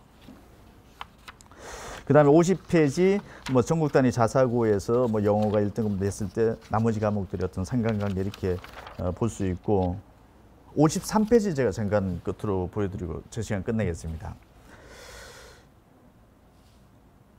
중학생인데 지금 현재 중학교 단원이 다 끝나고 고등학교 과정을 지금 현재 공부를 하는 학생들을 별도로 표본으로 저희가 한 174명을 조사를 한번 해봤습니다. 그랬을 때 고등학교 1학년 3월 달에 고교 진학 후에 전국 모의고사를 보게 되는데, 이 수학시험지를 한번 특정해 정도 데이터를 해가지고서 풀어보게 해봤습니다. 그 시험 범위는 고등학교 1학년 3월 달에 보는 전국 모의고사 시험 자체는 중학교 과정을 평가하고 있기 때문에 중학교 과정을 끝냈다라고 가정하고 이미 고등학교 과정을 공부하는 학생들한테 이미 시험 범위는 끝냈던 거가 되는 거죠. 풀게 해봤을 때 3등급 이하 때가 그 76%대가 나타나고 있다는 거. 이 얘기는 뭐냐면은 진도가 무작정 뭐 중학교 단계에서 이미 고등학교 단계를 이미 돌파를 하고 있다. 이런 부분들이 어느 정도 지금 학력 측정이 정확하게 되지 않은 상태에서 그냥 혼자만 좋아할 수도 있다는 얘기가 되는 거죠. 지금 3, 4, 5등급대 정도가 거의 한 80% 가까이 나타났다는 얘기 자체는 사실은 무늬만 고등학교 과정을 지금 현재 공부를 하고 있지 실질적인 수준으로 놓고 봤을 때는 중학교 과정에 대해서도 충분한 어떤 그 학습 상태가 되지 않은 상황에서도 볼 수 있다. 이렇게 해석이 되는 부분들이기 때문에 이 부분은 초등학교, 중학교 단계에서도 그냥 어떤 진도 위주라기보다는 현재 어떤 정확하게 그 수준에 대한 어떤 심화라 이런 부분들이 제대로 돼 있는지 안 돼 있는지 이런 부분들을 한번 판단을 해보면서 나가는 것이 굉장히 중요하다. 이렇게 볼 수 있는 통계 자료입니다. 그래서 아마 저희 교재연구소에서 오늘 설명에 지금 그 예약하신 분들한테 무슨 그 시험을 볼 수 있게끔 그런 측정 테스트지도 아마 지금 그 준비된 걸로 알고 있는데 그런 것들도 한번 참고를 한번 해보시기 바랍니다. 자, 제가 전반적으로 여러분들이 어떤 그 고등학교를 어떤 판단하는 데 있어서 좀 그 중요한 지표로서 생각해야 될 부분들을 좀 잘 좀 말씀을 드렸고 전국 지역별로 어떤 입시 정보라 이런 부분들도 계속적으로 이어가도록 하겠습니다. 자료집이 충분히 나가 있고 그리고 또 중요한 부분 제가 브리핑을 드렸으니까 좋은 정보 되셨으면 좋겠습니다. 고맙습니다. 안녕하십니까. 종로학원 하늘교육 입시분석실의 백승일 부장입니다. 지금 시간은 이제 저희가 1부에 이어서 지역별 자료를 설명해 드릴 시간인데요. 세종, 천안, 아산 지역에 대한 자료를 설명해 드릴 겁니다. 같이 카톡으로 보내드린 파일 중에 두 파일 중에서 지역별 자료로 된 파일을 참조하시면 되시겠고요. 이 지역별 자료 안에는 제목에는 이제 1부에 있는 자료집에 몇 페이지에 있는지 해당하는 거 아닌지 있으니까 그거 같이 보시면 유용하시게 참고되실 것 같습니다. 제가 드릴 1부에서 저희가 설명해드린 대표님께서 설명해드린 내신과 수능에 대한 어떤 구성의 분포를 좀 설명해 주셨는데요. 제가 지금 세종시와 천안, 아산시와 같이 그걸 또 다시 설명해 드리도록 하겠습니다. 저희가 이제 수시와 대입 같은 경우는 이제 수시와 정시로 나눠지는데 고등학교 선택에 있어서 좀 제일 많이 생각하시는 게 이제 진학이잖아요. 그렇죠? 대입 진학을 생각을 하시고 고등학교 선택을 하실 텐데 수시에는 주요대를 갈 수 있는 어떤 학생부의 내신의 성적이 어느 정도인가 한 2.0등급 이내로 저희가 추정을 했었고요. 정시 같은 경우는 성적이 떨어져 있으니까 주요대 가는 성적이 떨어져 있으니까 주요대 정도를 갈 수 있는 성적대로 어느 정도 아이들이 좀 분포해 있는지를 저희가 이제 설명해 드리도록 하겠습니다. 일단 세종시. 세종시는 좀 특별한데요. 이게 혁신도시이기 때문에 기획도시이기 때문에 지금도 많이 변하고 있습니다. 학교들도 많이 생겨나고 있고요. 그다음에 내신이나 이런 부분들 변화도 있고요. 또 더군다나 자원들의 유입이 좀 더 있죠. 그러다 보니까 학생들의 성적이나 이런 부분들이 좀 음정이 있는데요. 저희가 지금 보내드리는 자료들은 이제 예전의 자료들을 과거에 있는 자료들을 이제 쭉 추적해서 표본들을 추적해서 지금 보여드리는 자료라서 반드시 이 자료랑 똑같다라고 말할 수는 없었지만 참고를 하시면서 이 지역에는 이런 걸 좀 준비해야 되겠구나라는 거를 판단하시면 되실 것 같습니다. 세종시 같은 경우는 주요대에 진학하는 그 인원 가능 인원이 전체적으로 한 30명 정도 된다고 저희가 봤거든요. 이 인원은 왜 그러냐? 내신 2등급 이내 안에 들어오는 아이들이 대략 한 26명 정도 된다. 그렇죠? 그다음에 수능하고 내신 같이 되는 아이들이 4명 정도 된다라고 판단을 하시면 되실 겁니다. 이 자료의 수치로만 보면 일단 수능 준비가 조금 부족한 학교로 보입니다. 자, 이게 왜 중요하냐? 정시 같은 경우는 수능 성적이 되면 자연스럽게 주요대로 들어갈 수 있는 어떤 가능성이 있습니다. 그래서 자기가 욕심만 내지 않는다면 좀 낮은 학과 또는 어떤 낮은 요 주요대 안에서 할 수 있는 부분들이 있습니다. 들어갈 수 있고요. 자력으로 들어가죠. 수능 성적이 자력으로 들어갈 수 있는 수준이 된다고 한다면 반드시 수시는 이 자력을 안으로 위로 올라가서 지원을 하게 됩니다. 그래서 당연히 수능 성적이 주요대 안으로 들어갈 수 있는 성적이 된다고 한다면 자력으로 주요대를 들어갈 수 있다는 판단과 비슷하게 맞물려 들어가는 겁니다. 그런적으로 말하면 세종시 같은 경우는 내신 성적이만 준비되는 20명이지만 자력으로 들어갈 수 있는 주요대를 들어갈 수 있는 아이들은 한 4명 정도밖에 안 됩니다. 그래서 만약에 세종시에 진학을 하고 있다. 세종시에 있는 고등학교들을 이제 들어가야 돼서 선택을 하려고 한다라고 한다면 문제는 뭐냐? 내신 성적은 좀 따기 쉬울 수도 있을 겁니다. 하지만 자기가 주요대를 진학할 수 있다라고 생각을 판단한다면 수능 준비에 대한 고민을 반드시 해야겠죠. 그래서 내가 주요대를 진학하려면 먼저 수능 성적 수준대를 주요대를 끌어올리고 나서부터 내신 준비가 좀 일이 쉬우니까 그런 부분을 체크를 하면서 움직이는 게 세종시 같은 경우는 필요할 거라고 생각이 됩니다. 다음에 천안시는 전체적으로 한 240명 정도가 이제 주요대를 들어갈 수 있는 가능성이 있는 인원으로 구성됩니다. 그 중에서 내신만 내는 아이들이 98명, 내신 내고 수능이 37명, 수능만 내는 게 46명. 그래서 이 지역 같은 경우는 정시, 골고루 지역적인 어떤 균형이 조금 있긴 합니다. 그래서 고등학교 들어간다 하더라도 정시 준비 잘 되고 있으니까 정시 준비를 좀 체크를 하면서 내신 같은 것도 같이 좀 체크를 하면 수시와 정시 같은 것이 모두 될 거고요. 예, 다음은 천안 아산시입니다. 천안시 같은 경우는 전체적으로 이제 주요대 들어갈 수 있는 인원 구성이 한 240명 정도 됩니다. 240명 정도 되는데요. 내신만 되는 아이들이 한 98명, 내신은 수능이 37명, 수능만 되는 아이들이 46명. 그래서 내신과 수능이 골고루 준비가 되고 있는 지역이다라고 판단을 할 수가 있습니다. 거기다 재수생까지 한 59명 정도 있고요. 그러니까 결론적으로 말하면 천안시 같은 경우는 자기가 준비만 잘 한다면 주요될 가능성이 좀 상대적으로 높죠. 그래서 수능 학교에 진학을 해서 수능 성적 준비를 자력으로 준비를 해놓은 다음에 내신 성적까지 같이 준비를 되는 부분들을 체크를 하면서 수시 지원을 하신다면 천안시 같은 경우는 괜찮으실 것 같고요. 이제 아산시는 전체적으로 한 98명 정도 나오는데 그중에 내신만 다니는 아이들이 한 88명 정도 됩니다. 그다음에 내신은 수능이 8명이고요.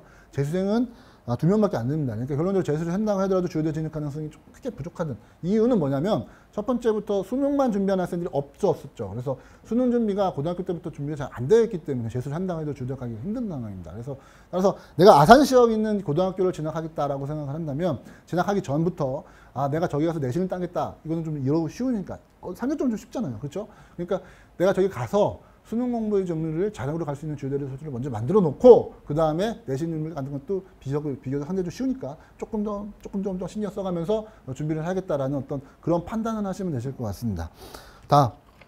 이 페이지를 보시면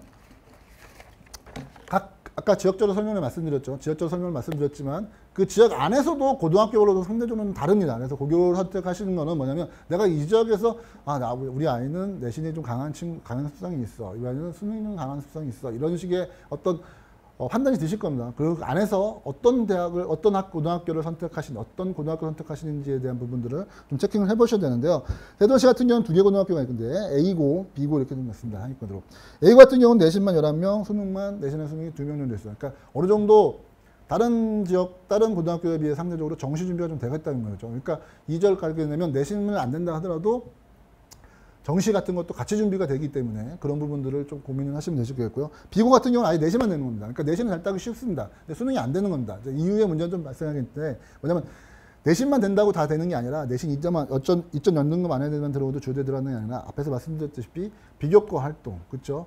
그 다음에 수능 최저학력 충족 기준 이런 부분들을 좀 체크를 해봐야 됩니다. 면접에 대한 준비 기준. 그러면 2.0년 했는데 다 되는 게 아니지 않습니까? 그래서 만약 이런 친구들은 교과 전형 같은 경우를 지냈는데 교과 전형도 좀 이따 제가 설명드렸지만 좀 문제가 있죠. 왜냐하면 수능 최저학력 기준을 충족하냐 안 하느냐 이게 굉장히 중요한 관건인데. 그래서 마찬가지로 이 비고를 진학하시는 내신 잘 따기 진학했지만 저기는 들어왔어요. 그러면은 여기는 수능이 좀 힘드니까 내가 수능 공부를 자체적으로 좀 준비를 해야겠다라는 어떤 판단을 좀 하셔야 됩니다. 그래서 또 하나 내가 이 고등학교 갈 것 같다라고 생각하신다면 그 전부터 수능 준비에 대한 공부를 좀 준비를 하시는 게 좀 필요하실 것 같습니다. 그다음에 천안시 A고 내신은 없어요. 내신은 아예 없습니다. 빵명입니다. 그 다음에 내신엔 수능이 8명입니다. 수능만 23명이고요. 재수생 14명, 그 다음에 전체적으로 45명입니다. 이 지역은 이 고등학교는 수능 내신 성적을 따기가 굉장히 어려운 고등학교일 수도 있습니다. 그래서 만약에 여기는 치열하게 되니까 아이들이 대부분 내신 성적이 좀 낮다 하더라도 어떻게 수능으로 자력으로 고등학교로 가는 겁니다. 그래서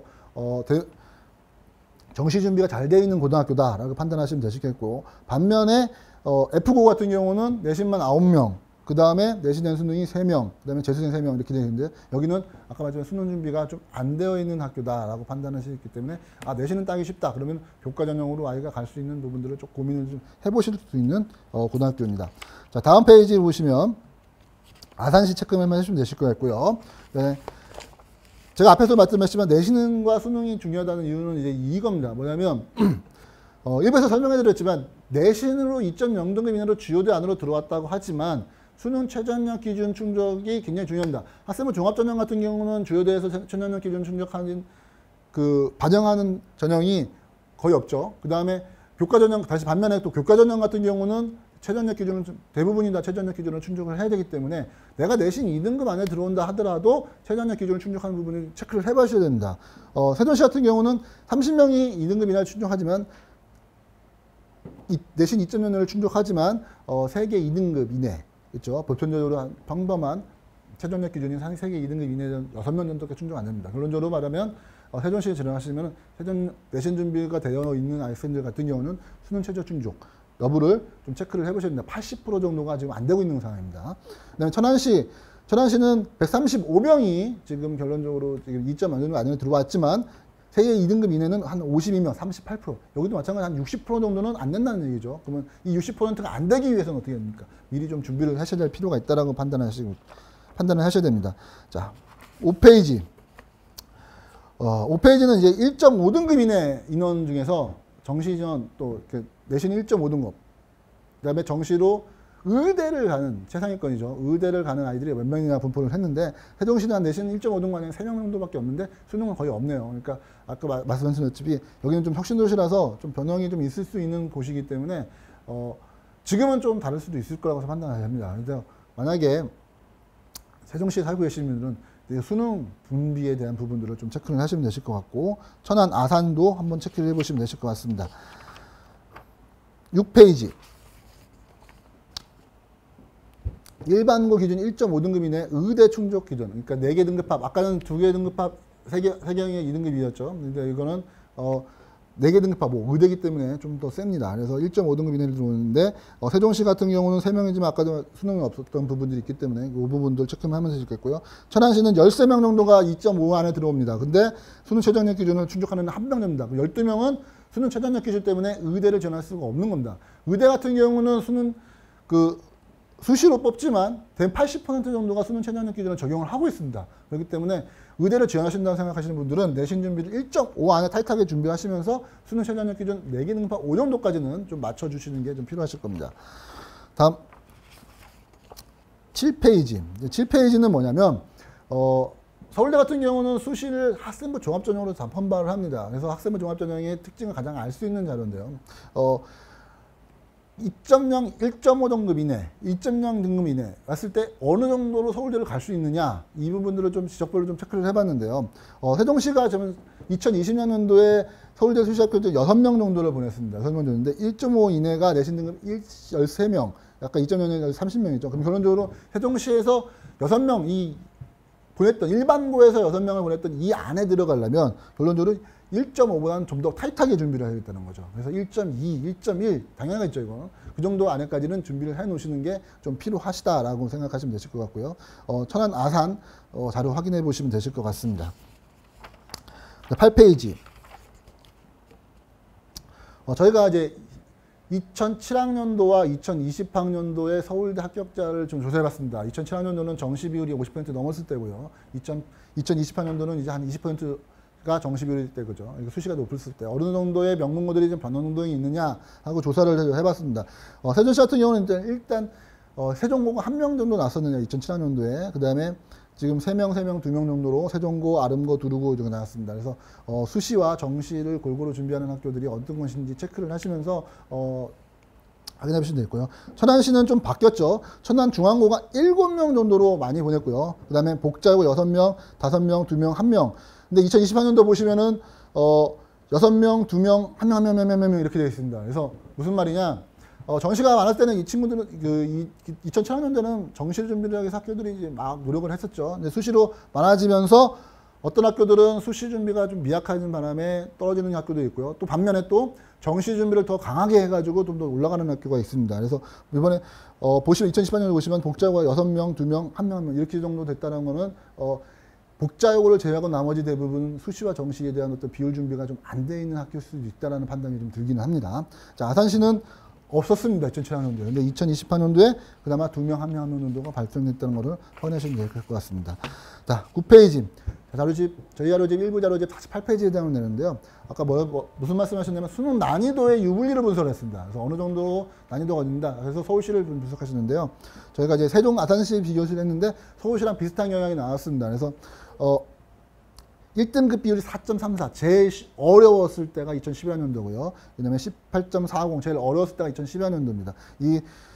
이때 쉬었을 때 어렸을 때의 요 세종 아산 천안시 지역의 격차를 좀 비교해 봤는데요. 2011년도에는 세종시가 한 1.7%가 90점을 넘었습니다. 근데 80점, 2등급 이내니까 2등급 이내 비율입니다. 이건 80점을 넘었고요. 천안시가 12.3% 정도로 좀 되었었죠. 그래서 격차가 한 10.5% 났는데 제일 쉬웠을 때 2012년도 그 다음에죠. 8.1, 3.3, 33.6%, 25.5로 늘었습니다. 그러니까 이게 수능이 좀 쉬워지면 어디가 유불리한가 이거는 좀 판단하기 어렵긴 하겠지만 잘하는 애들은 더 잘하게 되고요.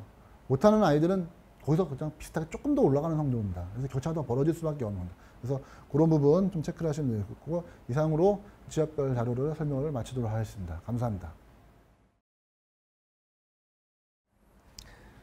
네, 안녕하십니까. 종로학원 하늘교육 송견상무입니다. 제가 맡은 파트는 이제 특목 자사고 입시에 대해서 말씀드리도록 하겠습니다. 첫 번째 이제 설명드릴 내용은 특목 자사고 갔을 때 적응 문제, 그다음에 대학 진학 어떻게 되는지 살펴보고요. 두 번째는 특목 자사고 입학하기 위한 선발 시험, 그다음에 합격점, 면접 문제에 대해서 살펴보고 마지막으로 특목 자사고 이제 여름방학을 앞두고 있는데 지원 시 무엇을 준비해야 되는지 살펴보도록 하겠습니다. 먼저 55페이지를 보도록 하겠습니다. 특목 자사고 진학했을 때 과연 우리 아이가 많이 적응할까 말까 이런 부분에 대해서 많이 고민하시는 분들이 있습니다. 적응 부분에 대해서는 이제 살펴보면 객관적으로 볼 수 있는 자료가 전출과 학업 중단입니다. 적응을 못해서 다른 학교로 전학을 간다든지 이게 이제 전출이고, 그 다음에 아니면 봤을 때 자퇴, 뭐 검정고시를 통해서 대입을 간다든지 이게 이제 학업 중단입니다. 전반적으로 놓고 보면 특목 자사고 전체 평균은 3.2%입니다. 영재학교는 0.7%, 과고 1.3%, 전국 자사고 2.6%. 지역 자사고는 4.3%. 지역 자사고를 빼고는 사실은 100명 중에 1명, 2명도 전출 또는 학업 중단이 없다는 얘기입니다. 사실은 봤을 때 그런 걱정은 상당히 기우다 이렇게 볼 수 있을 것 같고, 지역 자사고는 조금 뭐 평균적으로 높지만 100명 중에 4명 정도 수준. 상당히 보면 봤을 때 적응을 못한다 이런 고민은 없다 이렇게 보시면 될 것 같고, 뭐 학교별로 보면 55페이지 하단 영재학교를 보면 제일 높은 학교 1.3%, 없는 학교는 0%. 그 다음에 56페이지 과학고를 보면 제일 높은 학교 3.6%, 제일 없는 학교는 0.2%. 사실상 거의 없다 이렇게 보시면 될 것 같고, 전국 자사고 상대적으로 좀 제일 높은 게 북일고, 김천고 4%대고, 상위권 외대부고, 하나고, 상산고는 봤을 때 1.4% 내외 이렇게 보시면 될 겁니다. 57페이지 지역 자사고. 지역 자사고는 조금 학교별로 편차가 있습니다. 뭐 장흥고, 동성고, 경희고 같은 거는 7에서 9% 정도 높지만 상대적으로 보면 충남 삼성고, 희문고, 안산 동산고 같은 거는 1%대입니다. 안산 동산고, 충남 삼성고, 그다음에 희문고, 요건 이제 좀 상위권 자사고, 상대적으로 상위권 학교라고 볼 수 있고, 상위권 학교는 좀 학업 중단, 전출이 좀 낮은 반면 봤을 때 상대적으로 조금 중하위권 학교라고 볼 수 있는 장흥고, 동성고, 경희고는 좀 전출 학업 중단 비율이 높다 이렇게 놓고 봤을 때는 이들 학교 같은 경우에는 조금 뭐 어떤 적응 문제라기보다는 학교 프로그램에 대한 불만족 이런 부분들이 조금 더 외성 변수가 있다 이렇게 보실 수 있을 것 같습니다. 58페이지 외고도 마찬가지로 상위권 학교 김해외고, 대원외고, 대전외고는 1%대 내외. 그 다음에 이제 김포, 서울 외고 같은 경우는 좀 상대적으로 높지만 4에서 5% 수준. 국제고 1%에서 3% 수준이다 이렇게 보시면 될 겁니다.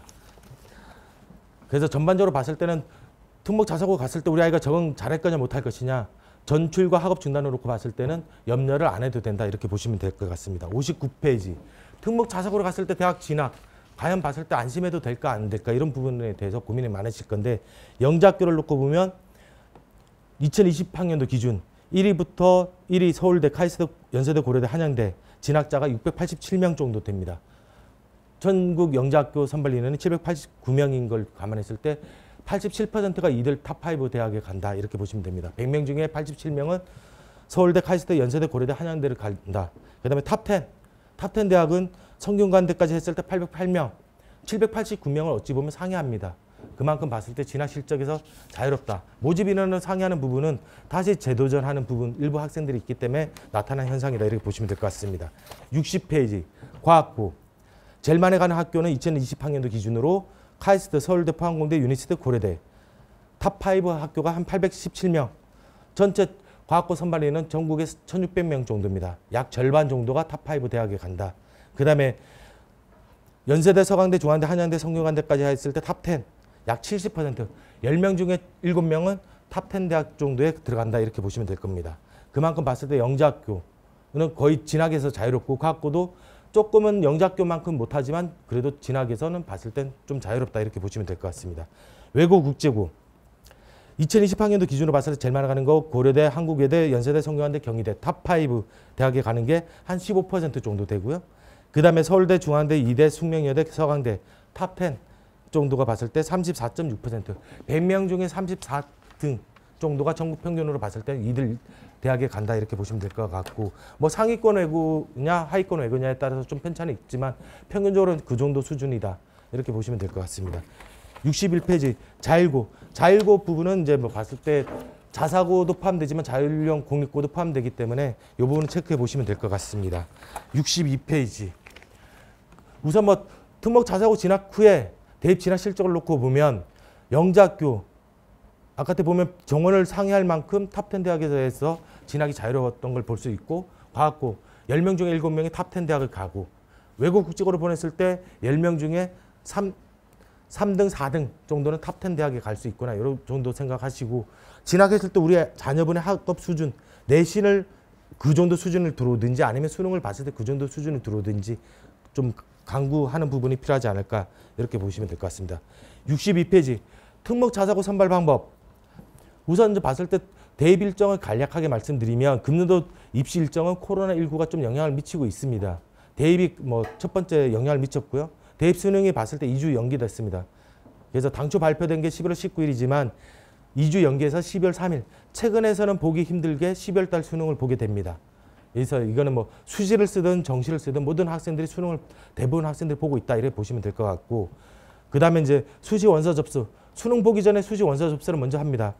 2주 연기돼서 9월 23일부터 28일 수시 학생부 아까 때 일부에서 보셨겠지만 학생부 위주 전형과 논술 이런 전형에 이제 수시를 쓰게 되고요. 이게 떨어지면 보통 이제 정시를 쓰게 됩니다. 정시는 내년도 1월 7일부터 10일까지. 그래서 요거는 이제 정시는 봤을 때는 주로 수능 점수로 이제 대학을 가게 되는 거고, 이 정시에 최종 불합격됐다 그러면 이제 추가 모집이 봤을 때 내년도 2월 22일부터 27일까지 이렇게 실시된다 보시면 될 것 같습니다. 그래서 대입 입시 일정이 지금 봤을 때 이제 현재보다 더 연기될 거냐 안 될 거냐, 사실은 추가 모집이 2월 말까지 예정돼 있기 때문에 더 이상 봤을 때 연기되지 않고 금년도 특별한 상황이 없으면 그대로 가지 않을까 이렇게 예상되어지긴 합니다. 63페이지 그러면 보입 일정에서는 어떤 영향을 미쳤을까? 영재학교 원서 접수는 끝났죠. 영재학교에는 영향을 미쳤습니다. 원래 영재학교는 3월 말부터 4월 초까지 원서 접수를 하지만 이 시기에 봤을 때 코로나19가 좀 상황이 심각했었죠. 그러다 보니까 4월 말부터 5월 초까지 원서 접수가 1차, 2차, 3차에 걸쳐서 연기가 됐었던 거고, 뭐 6월 14일 날 2단계 선발 시험을 봤습니다.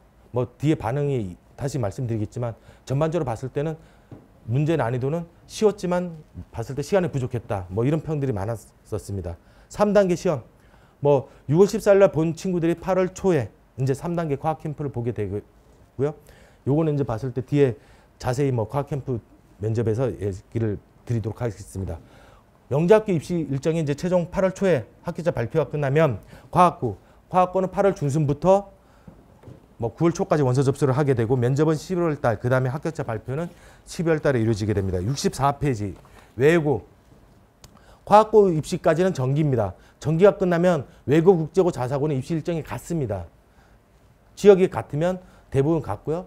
일반고는 원서 접수가 같다 이렇게 보시면 될 것 같습니다. 서울권 같은 경우는 12월 9일부터 11일까지 원서 접수가 들어가고 있다. 국제고 마찬가지, 전국 자사고 마찬가지. 그 다음에 지역 자사고 65페이지 마찬가지입니다. 다만 이제 전국 자사고 같은 경우는 타 지역 전국 자사고를 지원하는 학생들이 있는데, 외고 국제고 자사고 썼을 때 떨어지면 일반고 쓰는데 불이익이 없습니다. 그대로 봤을 때 자기 지역에 일반고 갈 수 있습니다. 근데 타 지역을 쓸 때, 전국 자사고를 쓸 때는 좀 사전에 좀 스크린 해볼 필요가 있습니다.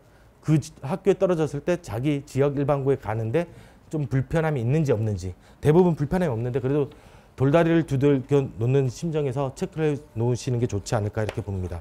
66페이지 자, 이제 선발 방법.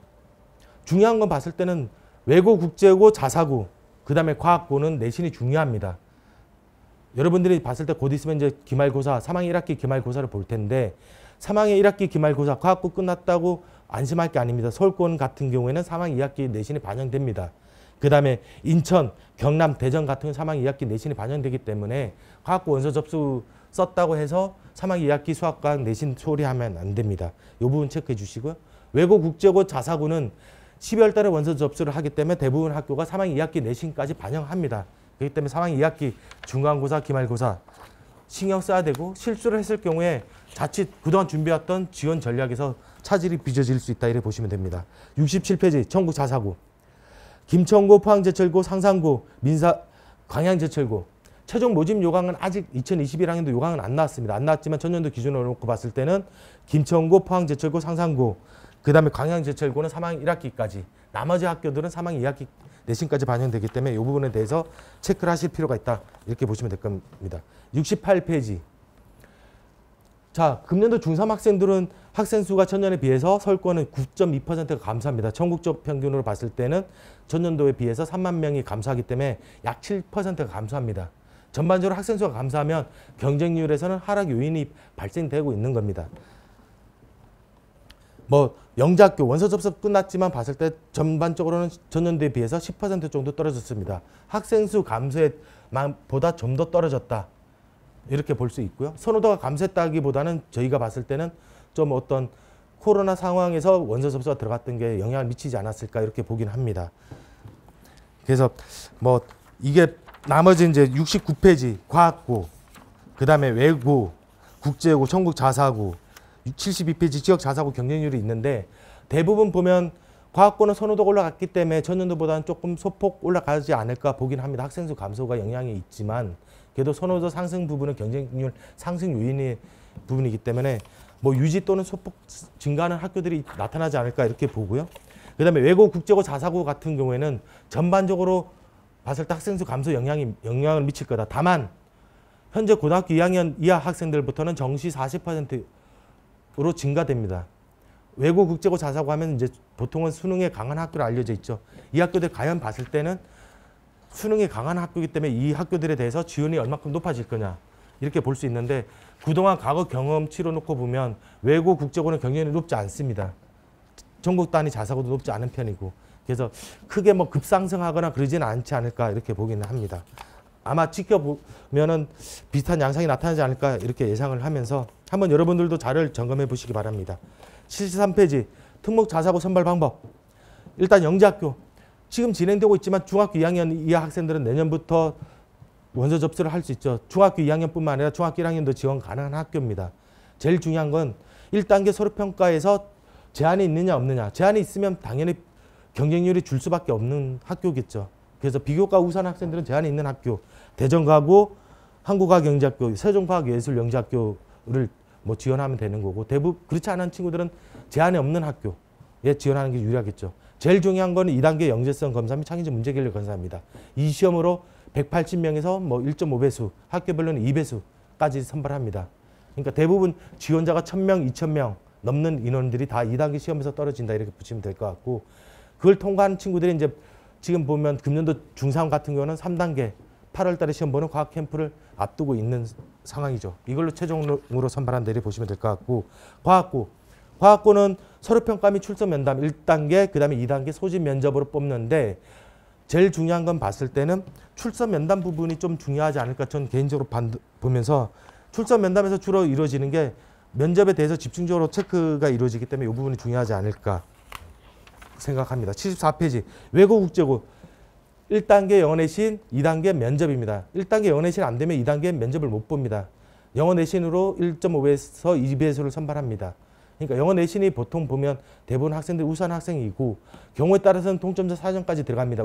상위권 외고 같은 경우는 3학년 2학기 국어 사회, 그 다음에 3학년 1학기 국어 사회. 이게 안 되면 2학년 2학기, 그것도 안 되면 2학년 1학기까지 가는데 아직까지 2학년 1학기까지 간 경우는 없고 최상위권 학교 중에서는 2학년 2학기까지 간 사례가 나타나고 있습니다. 그러니까 특히 봤을 때는 좀 내가 상위권 외고 국제고로 가고 싶다. 그러면 3학년 1학기, 2학기 국어 사회까지 올해가 되도록 신경 써야 된다. 이렇게 보시면 될 것 같고 전국 자사고 마찬가지입니다. 1단계 내신, 2단계 면접입니다. 그래서 1단계에서는 국영수사가 주요 내신을 반영하거나 아니면 전과목을 반영한 학교가 있다 이렇게 보시면 될 것 같고, 지역 자사고, 서울권 지역 자사고는 추첨입니다. 운이 절대적으로 필요하겠죠. 그 다음에 이제 운을 통과하면 면접을 볼 수 있다 이렇게 보시면 될 것 같고, 이외 자사고는 1단계 내신, 2단계 면접. 그래서 1단계 내신이 중요하다 이렇게 보시면 됩니다. 75페이지. 우선 봤을 때 영재학교랑 과학고 문제를 넣어놨습니다. 금년도에 실제됐던 영재학교 문제가 수록되어 있는데 전반적으로 학교별 반응을 체크해 보시면 될 것 같습니다. 근데 전반적인 반응이 뭐냐? 수학과학 문항이 전년도에 비해서 조금 어려웠다. 다양한 답이 나올 수 있는 창의성 문항이 뭐 출제되었다. 시험 시간이 줄어들어서 문제풀이에 부족했다. 뭐 심화 내문항은 전년 비해서 어려웠다. 뭐 또는 봤을 때 시험 시간이 부족했다.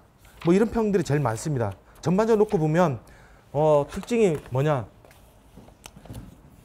시험 시간이 부족했다는 거는 봤을 때 대입 수능에서도 마찬가지지만 최근 트렌드가 준킬러, 대입 수능에서 준킬러라고 들어보셨을 겁니다. 준킬러 문항의 난이도가 올라가서 어려웠다. 놓고 보면 준킬러 문항은 심화 문제입니다. 여러분들이 익숙하지만 내가 문제를 막상 풀려고 하면 못 풀리는 문제. 이게 이제 심하다 보니까 그런 형태가 나타나는데, 영재학교도 마찬가지입니다. 과거에는 봤을 때 선행, 내가 선행을 안 하면 미처 아예 모르는 경우가 발생됐지만, 최근에 문제를 놓고 보면 내가 봤을 때는 선행, 심화, 반복한 친구들한테는 내가 알고 있는 문제입니다. 익숙합니다. 시간이 있으면 마치 풀 것처럼 느껴지는데 시간 내에 못 풀었다는 게 중요하죠. 심화 학습이 그만큼 준비가 덜 돼 있다. 이렇게 보시면 될 것 같고, 문제 80, 81페이지, 82페이지 쭉 문제가 나와 있기 때문에 이 문제들을 봤을 때 풀어보시면 될 것 같고, 그 다음에 과학고를 준비하는 친구들 93페이지 출석 면담 및 면접 문제에 대해서 자세히 나와 있습니다. 특징을 보면 뭐 출석 면담 같은 경우는 수학과학 선생님이 질문에 대해서 답변하면 다시 질문, 또 답변, 질문, 답변. 그만큼 봤을 때 깊이 있는 사고 능력을 묻고자 하는 과정이 있었다 이렇게 보시면 될 것 같고, 94페이지, 95페이지는 소집 면접에서의 문제. 아마 중학교 과정을 나간 친구들 한번 이 문제로 봤을 때 내가 이 문제를 과연 풀 수 있을 거냐 못 풀 것이냐 이런 부분에 대해서 체크해 보시기 바랍니다. 98페이지. 이제 봤을 때 특목 자사고, 외고 국제고 자사고는 1단계 내신, 2단계 면접인데 1단계 내신 합격선에 말씀드리면 외고, 대일 외고, 대원 외고 160점 만점 중에 160점이 평균입니다. 즉 뭐냐면 B가 없었다는 얘기입니다. 그 다음에 명덕, 이화, 한영, 서울 외고를 놓고 보면 160점 중에 158점 또는 159점이라는 얘기입니다.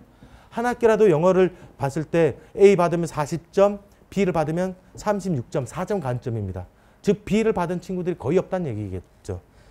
그래서 제가 봤을 때 올해를 강조하는 이유가 여기 있다 이렇게 보시면 될 것 같고, 학교자 평균이 다 160점이기 때문에 동점자 사전까지 준비하라는 것도 여기 있다 이렇게 보시면 될 것 같고, 수도권 외고 체크해 보시고 지방권 외고 체크해 보십시오. 국제고 체크. 다 봤을 때 뭐 내가 가고 싶은 학교들은 거의 160점에 가까운 걸 볼 수가 있고, 뭐 내가 조금은 봤을 때 이 학교를 갈까 말까 고민스러운 학교들은 160점이 아니라 조금 봤을 때 그보다 낮은 B가 있어도 가는 학교들이 있긴 있습니다. 그런데 이제 뭐 그럴 경우에 이 학교를 갔을 때 과연 봤을 때 내가 전국 평균 외고 실점만큼을 낼 수 있느냐 못 낼 수 있느냐 이 부분에 대해서는 고민을 해봐야 된다 이렇게 보시면 될 것 같습니다. 100페이지 전국 단위 자사고 합격선 하나고 외대부고 인천 한르고 올해 또는 만점 중에 만점입니다. 합격자 평균이.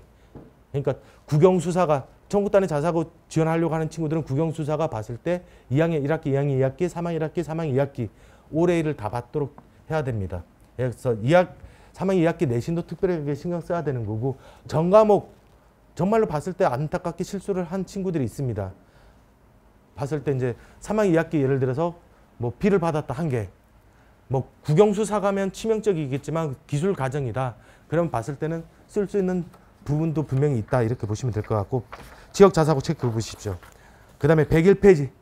자, 1단계 내신을 통과하면 면접을 보게 됩니다. 면접 과연 어떻게 나올 거냐, 별도 준비가 필요하냐 안 필요하냐 이렇게 놓고 보시면 서울권 외고 대부분 보면 읽어보시면 아시겠지만 자기소개서 토대 면접을 진행하고 있습니다.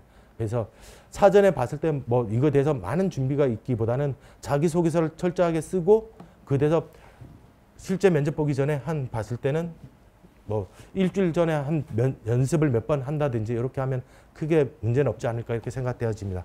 실제로 대입에서도 서류 기반 면접을 준비하는 친구들은 면접을 미리 준비하지는 않습니다. 대부분 합격자 1단계 통과되고 난 다음에 면접을 일주일 앞두고 한 몇 번 연습하고 가는 형태다 이렇게 보시면 될 것 같고 103페이지 수도권 해고 좀 공통 질문이 나와서 지문 제시형 면접이 아니냐 이렇게 당황스러울 수도 있는데 꼼꼼하게 읽어보시면 당황스러워할 부분은 아닙니다. 여기에서 파악하고자 하는 능력은 뭐냐면 핵심 요지 파악 능력입니다. 그래서 여러분들이 어떤 핵심 이 지문이 지어졌을 때 당황스럽지 않게 꼼꼼하게 읽어보시고 요지가 무엇인지 그리고 본인의 생각 다소 정답이 없는 문제입니다. 본인의 논리력 사고력을 물어보는 거기 때문에 정답이 없다고 너무 위축될 필요가 없다 이렇게 보시면 될 것 같습니다. 105페이지, 106페이지 체크해 보십시오. 국제고도 마찬가지로 공통 질문이 나오지만 지문 제시형 면접으로 나오고 있다 이렇게 보시면 됩니다. 그 다음에 108페이지 청구 단위 자사고 하나고 외대부고는 외국 국제고랑 비슷하고요. 상관고 일부 봤을 때 수학 문제처럼 비슷하게 나오지만 뭐 교과 지식이 요하는 문제는 아닙니다. 사고력 문제입니다. 그래서 이런 부분들이 나오니까 요거는 이제 내가 희망하는 학교들 미리 체크해봐서 준비를 해볼 필요가 있다 이렇게 보시면 될 것 같고 111페이지 체크해 보십시오. 112페이지 특목 자사고 합격자 사례 특목 자사고를 지원하든 안 하든 일반고를 지원하더라도 한번 자기소개서를 쓸 필요가 있을 것 같습니다. 이거 왜 그러냐면 대입에서 학생부 전형이 봤을 때 사실은 고입에서 자기주도 학습 전형과 동일합니다. 그랬을 때 정말로 우리 아이 자녀분이 학생부를 떼어봤을 때 어떤 핵심적인 내용들이 있는지 그 부분이 많이 필요하다 이렇게 보면 될 것 같고 많은 부모님들이 비교과 하면 양을 생각합니다. 우리 아이가 봤을 때 봉사활동 양이 적어요. 어떻게 해야 될까요? 독서량이 적습니다. 어떻게 해야 될까요? 이렇게 많이 생각하는데 제가 이 부분을 드린 이유는 뭐냐면 핵심 키워드입니다. 학생부에서 어떤 내용들이 과연 의미가 있고 의미가 없는지 그런 부분들에 대해서 저희가 핵심 키워드를 집어넣어 주는데 보면 대부분 학습 태도, 학습 수준 이런 게 이제 나올 수 있는 내용들이 보면 대부분 핵심 키워드라고 보시면 될 것 같고 그 외적인 부분에서는 리더십, 이 친구가 봤을 때 학생 간부를 했냐 안 했냐 이런 부분들이 대다수다 이렇게 보시면 됩니다. 그래서 여러분들의 학생부, 자녀분 학생부를 볼 때 학습 태도에 대해서 핵심 키워드가 뭐냐? 남들이 뭐든 다 들어가는 추상적인 표현이 들어가 있는지 아니면 봤을 때 우리 아이만을 위한 핵심 키워드가 있는지 이런 부분들에 대해서 체크할 필요가 있고 앞으로 봤을 때도 고등학교 들어갔을 때도 이런 부분에 대해서 학생부를 꼼꼼하게 체크할 필요가 있다. 이런 키워드가 들어가도록 많은 노력을 해야 된다 이렇게 보시면 됩니다. 그래서 전반적으로 보면 깊이 있는 공부 이런 부분들에 대해서 깊이 있고 태도가 봤을 때 끈질기게 과제를 지속적으로 하느냐 아니면 내가 봤을 때 휘발성으로 일회성으로 끝났는데 다 한 것처럼 이렇게 포장됐느냐 이런 부분들이 중요하다 이렇게 보시면 됩니다. 115페이지 자 이제 여름방학 때문에 여러분들이 학생부를 직접 써봐야 됩니다. 그 전에 봤을 때 이해할 게 학생부 항목을 좀 보실 필요가 있습니다. 보면 고입이든 대입이든 학생부 항목은 비슷하고요. 다만 이제 수상 경력 대입은 수상 경력이 상당히 중요합니다. 특정 과목에서 최상위권이냐 아니냐 이 부분을 판단할 때 교내 수상인데 고입은 봤을 때 수상 경력은 빠집니다. 대신 보면 내신, 교과 학습 발달 사항에서 어떤 교과 내신뿐만 아니라 세부 특기 사항을 볼 수 있다 이렇게 보시면 됩니다. 그래서 이 부분이 교과 학습 발달 사항이 고입에선 중요하다 이렇게 보시면 될 것 같고 내가 이제 뭐 과거를 쓴다 그러면 수학과학을 반영하기 때문에 수학과학만 잘하면 되는 거 아니야? 이렇게 생각할 수도 있는데 사실은 생활기록부는 반영은 안 하지만 전과목이 들어갑니다. 전과목이 제출되기 때문에 간접적으로 어떤 판단의 근거가 될 수는 있겠죠. 면접을 볼 때라든지 어떤 이런 부분에 있어서. 그래서 그런 부분에 대해서도 좀 더 신경 써야 되지 않을까 이렇게 보십니다. 116페이지 자기소개서. 자, 자기소개서. 대입에서 자기소개서 항목은 크게 세 가지 항목입니다. 세 가지에다가 자율문항 이렇게 나오는데 1번이 학업에 기울인 노력과 학습 경험. 학업입니다. 제일 중요한 게 자기소개서는 학업이다 이렇게 보시면 될 것 같고 2번 의미를 두고 했던 활동 내용. 활동 내용인데 이게 보면 어떤 학습과 관련되면 더 시너지가 나지만 그 학습과 좀 더 동떨어져 있다. 그러면 의미 있는 활동이 좀 더 퇴색될 수밖에 없습니다. 그래서 1번, 2번을 통해서 보려고 하는 것은 학업에 대해서 학습 수준, 그 다음에 학습 태도를 보려고 하는 겁니다. 그 다음에 3번은 보면 배려, 나눔, 협력, 갈등, 관리. 즉 리더십을 보고자 하는 겁니다. 어떤 친구가 봤을 땐 리더십, 어떤 단체에서 어떤 문제, 서로가 갈등을 어떻게 하는지, 그 다음에 남을 배려하는 게 어떤 건지 이런 부분에 대해서 보려고 하는 겁니다. 특목 자사고도 마찬가지로 보면 옆에 항목을 보면 거의 유사한 형태로 구성되어 있다 이렇게 보시면 됩니다. 그래서 여러분들이 신경 써야 되는 부분들이 1번 제일 중요합니다. 학습 내용. 그 다음에 2번에 대해서는 조금 봤을 때 지원 동기면 학업 계획인데 학업 계획 부분들이 상당히 중요하다 이렇게 보시면 될 것 같고, 세 번째 제일 자기소개서를 쓰라고 하면 학생들이 제일 자신 있는 게 사실은 3번입니다. 3번부터 쓰는데 3번은 사실은 중요도가 좀 떨어집니다. 리더십 부분이기 때문에. 그리고 봤을 때는 이런 리더십 부분에 대해서 좀 이제 써야 되는 부분이다 이렇게 보시면 될 것 같고, 117페이지 과연 쓸 때 우리 아이가 선생님 근데 다 좋은데 자기소개를 어떻게 쓸까 이렇게 많이 고민스러우실 겁니다. 자, 이제 서울대가 보면 학생부 종합 전형에 대해서 상당히 디테일하게 자료를 제시해주고 있습니다. 이 부분은 봤을 때 대입뿐만 아니라 고입을 할 때도 상당히 중요하다 이렇게 보시면 됩니다. 제일 중요한 거 학업 능력. 학업 능력은 지적 성취를 어디서 보느냐? 교과 관련 성취 수준, 즉 쉽게 얘기하면 내신입니다. 내신과 세부 특기 사항, 그 다음에 교과 학업 관련 교내 수상, 그 다음에 세부 능력 및 특기 사항. 세부 능력 및 특기 사항에서 중요한 건 뭐냐? 교과 및 방과 활동 이수 내용입니다. 교과 내용을 보는 겁니다. 교과에서 어떤 내용들이 되는지. 그 다음에 창의적 체험 활동. 우리 창의적 체험 활동은 무엇을 할 건지 많이 고민할 건데, 중요한 거 학업 관련 동아리 활동, 탐구 활동이라고 돼 있죠. 그러니까 학업과 관련된 내용 부분에 있어서 상당히 의미가 있지만 학업과 좀 동떨어져 있다.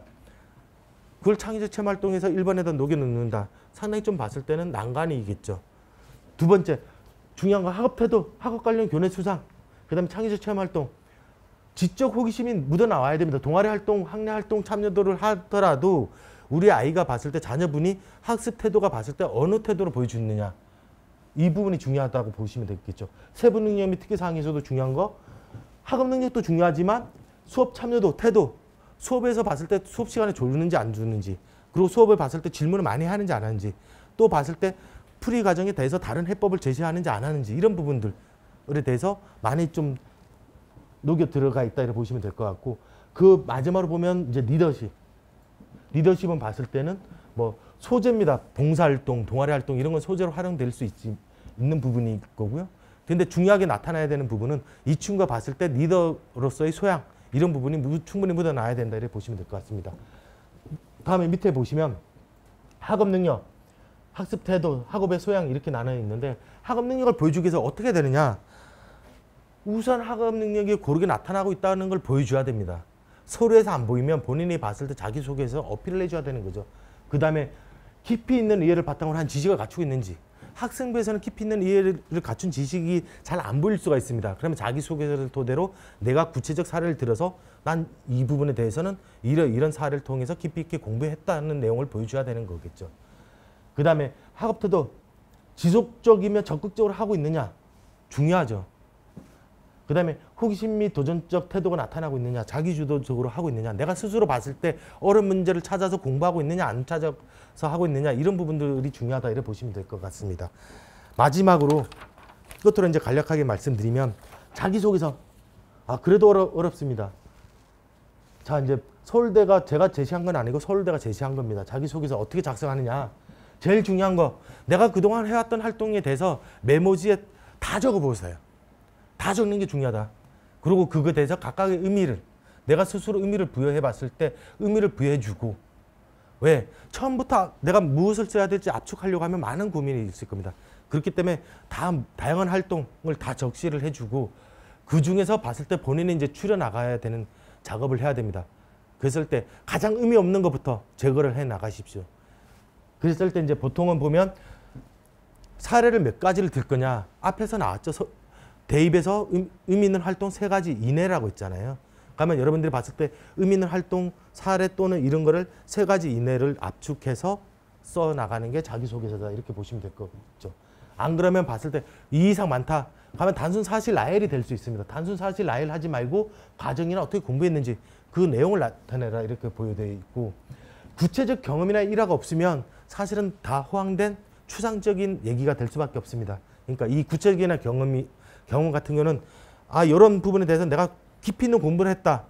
그러면 적절한 사례인지 아닌지 이런 부분에 대해서 좀 신경 써야 된다 이렇게 보시면 될 것 같습니다.